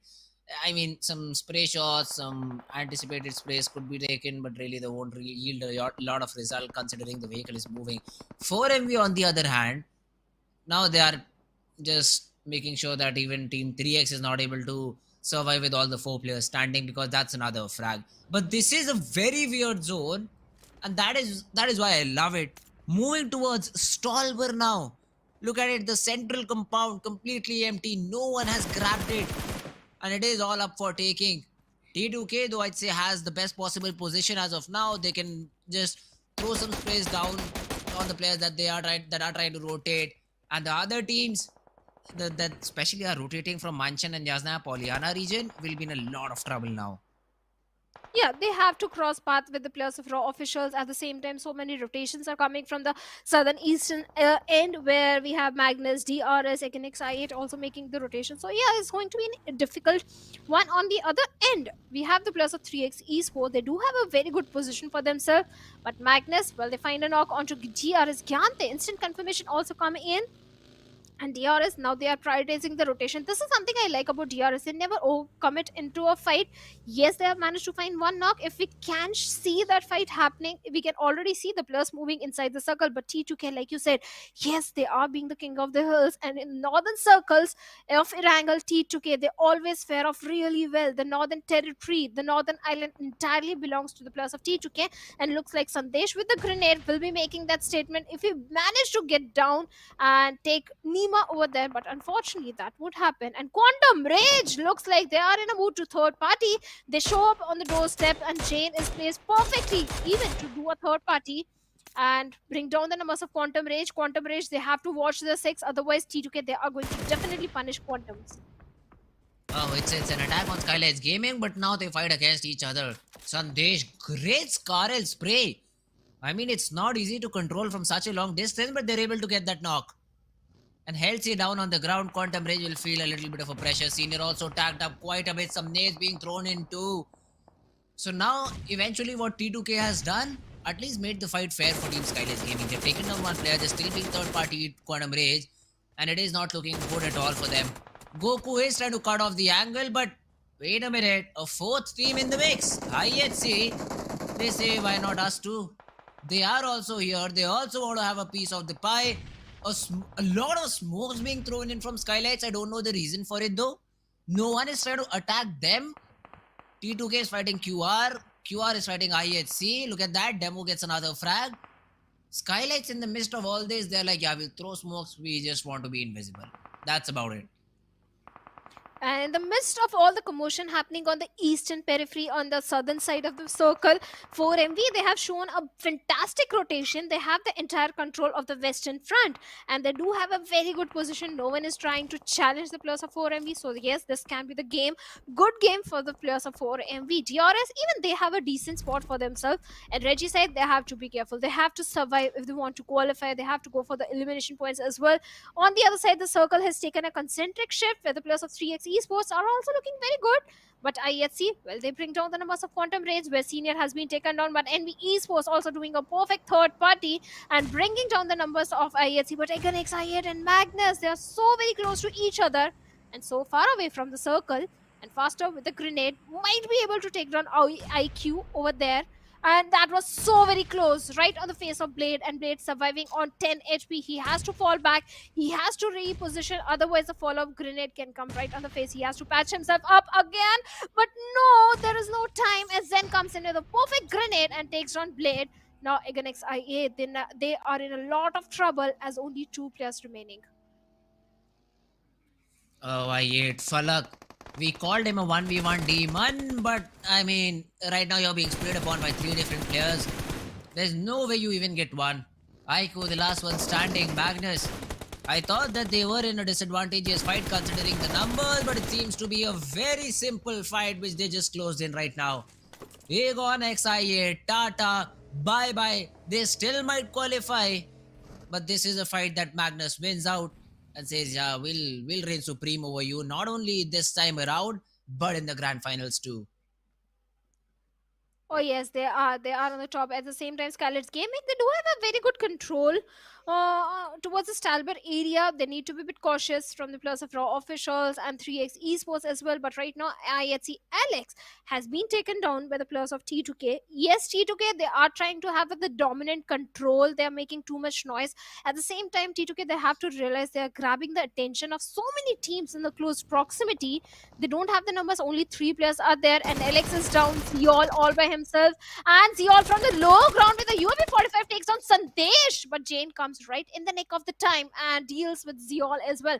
And IHC also bids bye-bye on the 12th spot with 3 elimination. T2K, well, they are safe for now. Sandesh can be revived very easily, but this should be a warning sign for the players of T2K that they're showing over aggression. They are sometimes over committing into a fight. If they play their cards right, this can be a very good and aggressive game for the players of T2K, because after all, this is their circle. It is their circle. But we've seen a lot of times that usually what happens is you tend to be the center of attention for all the teams when the circle favors you. And for most of the teams, that is not a good sign. Even for bigger teams like Stalwart Esports and 4MV, the zone came to them, but still they were not able to convert on it because they engaged in so many fights, they were not ready for it. So this sometimes does happen. 3x Esports, though, they have found themselves 4 different compounds, although they only have 3 players to reside in them. But hey, bigger the compound, the lesser chances of it getting naded and you all being taken down at once. So that is the only positive thing I'd say for the side of Team 3x Esports losing Zarba so early on. Chimero, Hussein, Josefa, all the 3 players still standing, and T2K. They might not just barge in. I mean, T2K know that this is going to be a very sensitive spot in the zone. But let's see, Sandesh is crawling close, is trying to get that information, but the zone says otherwise. The zone just south, leaves the main city of Stalwart and is all out in the open. I'd say Quantum Rage, they do have the best possible spot in the zone. Oh yes, they do have a good spot, but they are in the center, Fritz. So they are going to grab the attention of so many teams. So they have to be the silent ones. So they have to be silent. If they make too much noise, the chances of Quantum Rage surviving will be very less. But if they They became the silent ones and they play with the circle and wait for the next circle shift. I think this can be a good game for Quantum Rage as well. Reggie said they have to play for the survival. They have to play for the placement points because the qualification is at stake right now, even for the players of Raw officials. That's why we are seeing Raw officials holding on to the positions, being so very, I'll take the liberty to use the word passive because they have all the good reasons to do so.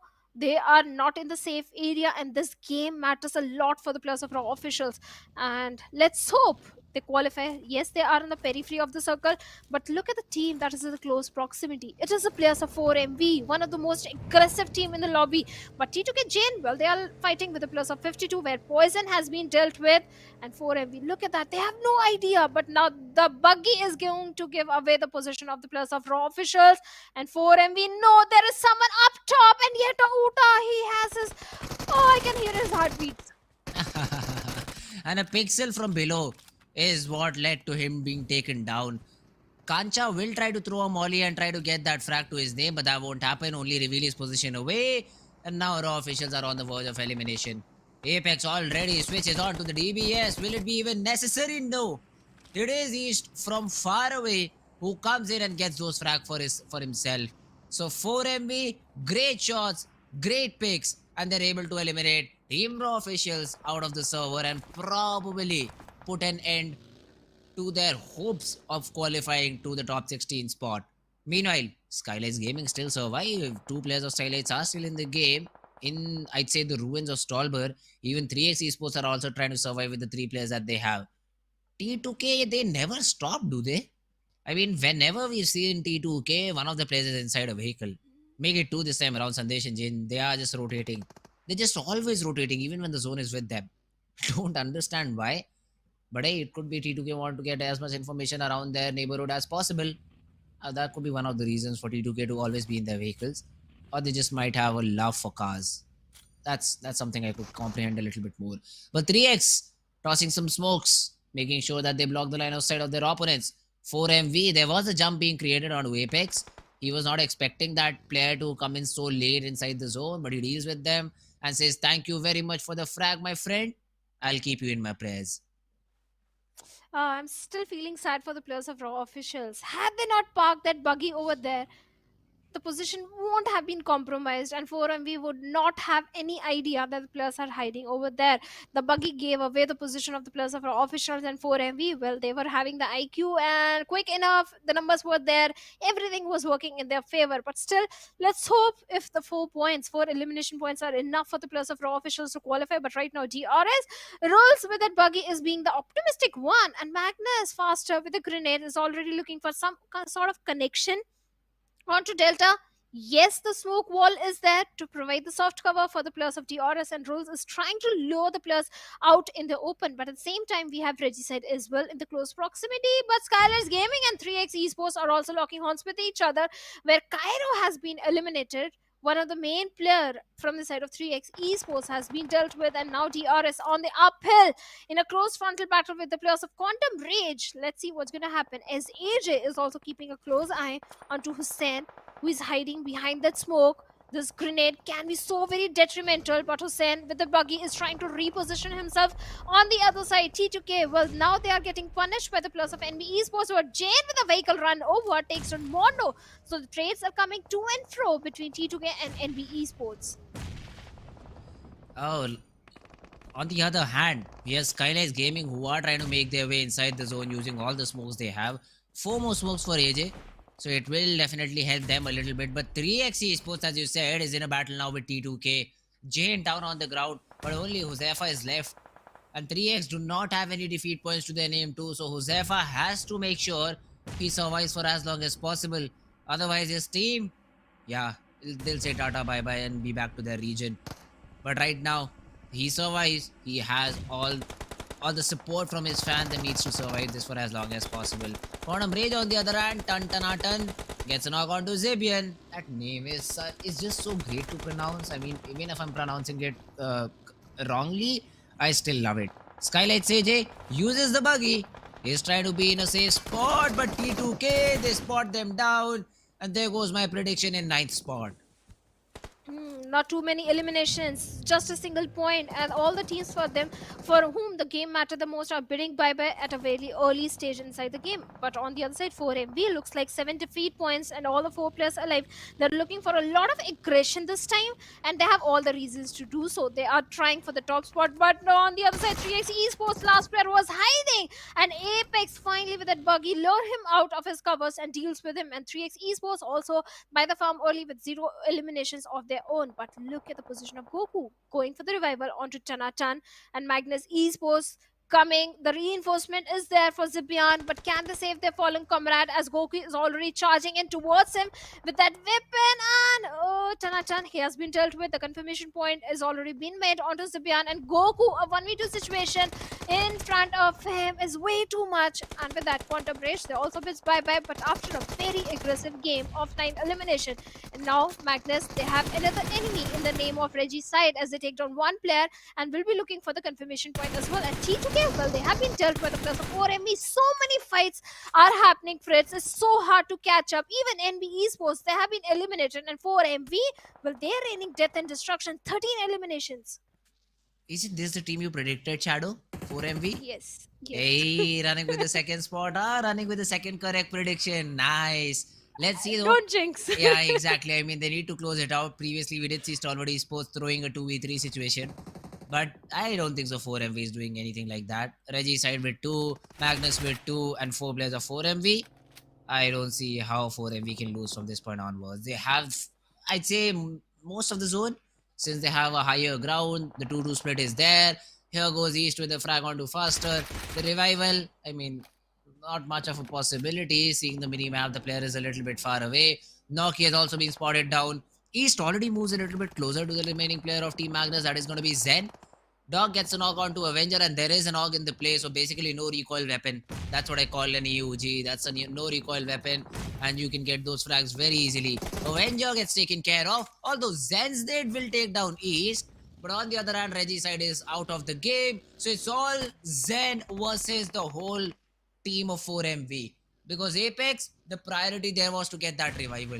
The nade is not in the correct spot. Refuse is throwing a nade of his own. Zen gets that headshot onto Refuse though. So this could be a little bit difficult for 4MV to close out than we thought. Zen's nade will decide it all. Gets the knock onto Refuse. Wait a minute. Doc is also tagged a little bit.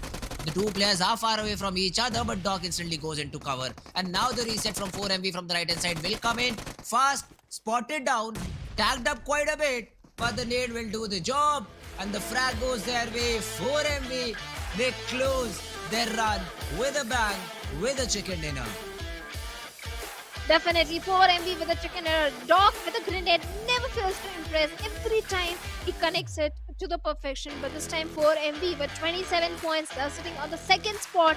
A very high fragging game from the side of 4MV.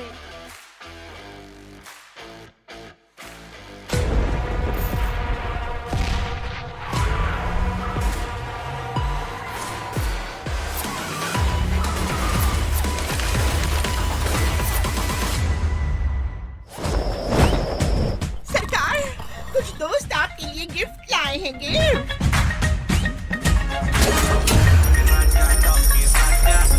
अरे वाह आजाद लग रही donkey राजा अब बजेगा तो बस हमारा शाही लिबास PUBG मोबाइल पे पहन लिया जाए सिर्फ PUBG मोबाइल पर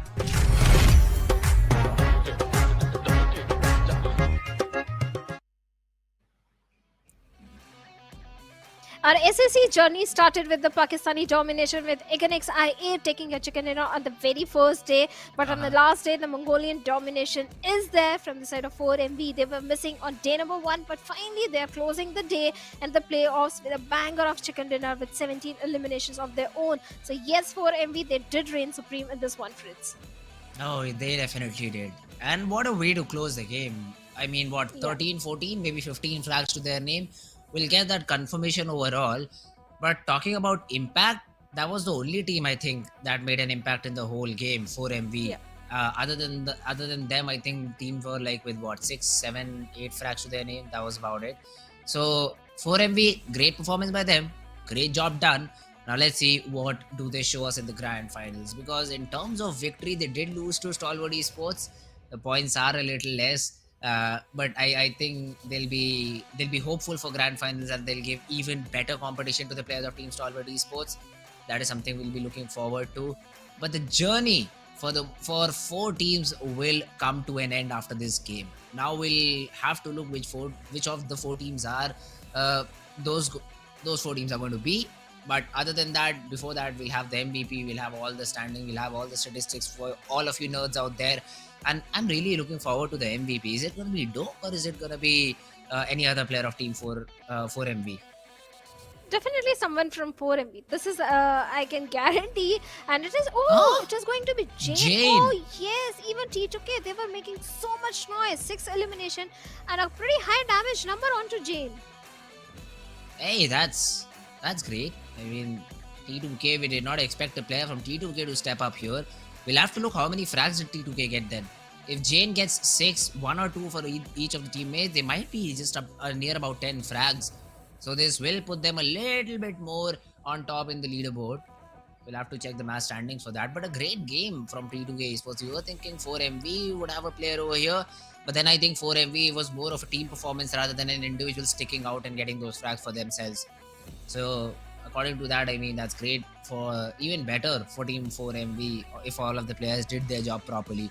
But yeah, great performance by Jane. East has the most number of eliminations too, that is 6 as compared with Jane, but the damage is where Jane succeeds. 976 to what 657 East had. Apex also in the list with 5 eliminations, and even Dog got 3. So yeah, I mean, it was, I think, overall team performance. 14 frags between these 3 players of Team 4MV, so that means a great performance by them. Oh, definitely. Even for the players of T2K, Quantum Rage also were trying their level best. It was a high fragging game, even for the players of Quantum Rage. And Jane, being one of the veteran player from the side of Nepal region, the last I saw T2K, Jane was in, I think, 2020. And that time T2K, they used to go towards the side of military base. And since a long time, Jane has been the impressive lad. And this time again being the MVP, he never fails to impress. Talking about the match summary, the highest eliminations are from the side of 4MV East, highest damage Jane, highest assist are from Refuse, but the highest healing stand are from the side of Quantum Rage.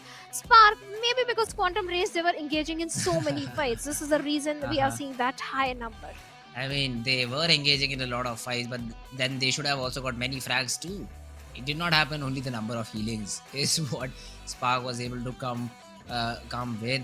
But now is an important chart that we are about to witness, the match ranking. Let's see how many teams got how many points for them on the leaderboard. So we already know 4MV, they got, oh my god, 17 frags, 27 points. That's a big number to achieve, followed by Magnus, who got 6. T2K got 8 frags overall. So that's a decent game from their side too, 11 points overall. Quantum Rage got even better, 9 frags. So the point that I was talking about Quantum Rage not getting frags is completely wrong, guys. Quantum Rage did get a lot of frags to their name. Well, Quantum Rage, the main problem with Quantum Rage is not getting the initial openings. They're always able to get those initial openings. The main problem, keeping their numbers alive. In the 4v4 battle, in the midst of the fight, when they get the first or the 2 frags onto the opponents, they rush towards the enemy, and that is where their numbers dwindle down. On the other side, MABETEX, well, they were eliminated pretty early in the game, and this is the first page where Stalwart Esports, they are on the top with 181 points, and 4MV on the second with 158 points. But first page is not something that is interesting me right now. I want to see which teams are qualifying for the grand finals. Hey, we'll have a look at that too. But I mean, some teams that did make a mark in this game overall were not able to increase their ranking as much, except for NB Esports and 4 Miracle Vibes. But here we go. 7th element, they do drop a little bit below, but Raw Official, they got only 4 points in terms of frags, and they'll be on the 17th spot. A heartbreaking elimination for them, followed by 3x Esports. Then comes SKYLIGHTZ Gaming and 52 Esports at the bottom of the table. These are the 4 teams which will not be a part of the grand finals. But Regicide, 7th Element, Magnus, I8, Tough and Quantum Rage, they all somehow cross the hurdle of top 16. Well, congratulations to all the top 16 teams, and I hope they are prepared for the finals and they make their region and their country proud and they deliver a very good performance. And for the teams who didn't qualify, well, failure, there is no such thing as failure. It's always a learning experience. I'm very sure Raw Officials, 3x Esports, SKYLIGHTZ Gaming, 52 Esports, they made us proud and the team proud in their own region. So next time we see these teams, they are definitely going to show a very dominating performance. But in the elimination leaders, this time we have Apex right on the top with 41 points. Ooh, Apex, great performance from this player of 4MV. Stalwart Esports also has a few representatives here. Nirzed with 37, Malik with 32 for Highvoltage DC. All right, DRS even having Killer YT in the charts. They show, but I think for HV and DRS, they are heavily dependent on these two players because they have so great number of frags, but there is no follow up for the rest of the teams. And considering that, they'll have a big job to do in the grand finals. So elimination leaders, yes, still ruled by 4MV, the most aggressive team. I think they also got a good number of frags to their name. But the whole day was filled with a lot of expectation, a lot of predictions, but none of them went correct except for Shadow's final prediction of the day. And that was bound to happen because 4MV, they are an aggressive bunch of lads, and when they have got nothing to lose, they all go all bonkers. But I'm so impressed by the performance of TUF, Fritz, because the way they made a climb in the ladder today, because yesterday they were in the danger area, and from the match number 2, TUF, they did their homework right and they were prepared. The rotations were point perfect, they were getting those eliminations, they were getting the chicken dinner. So yes, TUF was the impressive team today. Yes, other teams were also trying their best, but it was TUF that reigned supreme. I mean, Tough was a team which we were talking about that they might just get eliminated. And they come in and they show a performance like this. They say, nah, wait a minute. We still have a lot to say about the ongoing tournament on the final day. And yesterday we did talk about this. Doing major heavy lifting on the final day is not going to be a thing for most of the teams.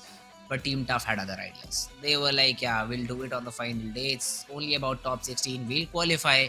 And we are very hopeful that they show a better performance in the grand finals too, because again the grand finals will start on from Thursday, will go on till Sunday, 4 days, 5 games every day, I think. So overall 20 games is what all of these teams are going to play. The consistency here is going to matter a lot. I'd say on an average you'll need about 10 points every game to be the champion, because only then you'll be able to get that PMWI slot for yourself. 200 point is the mark to achieve.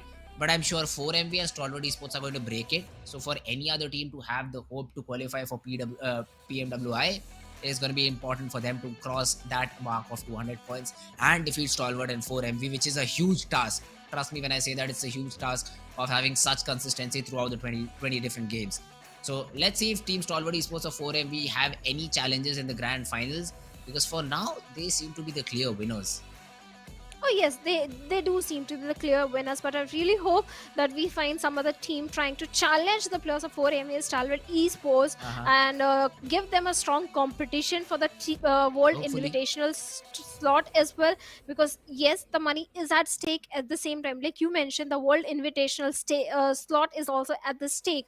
So I'm very sure all these teams are going to be a bit more cautious in their approach towards every single game. The unnecessary rush, the mistakes, they can't afford to commit all of that in the finals, because the only few games are there. Total 16 games are there, so it's not going to be an easy journey. But for the playoffs or the league's place, this was it, Fritz. It was so fun to cast and work along with you. I really hope as a region impressed you. But any final words for the teams?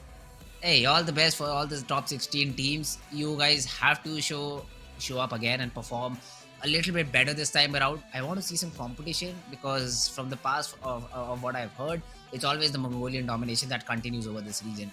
I hope for a change. It may be a Nepali team, it may be a Pakistani team, I do not care. I just want to see a change, and let's hope for the best possible result in the grand finals.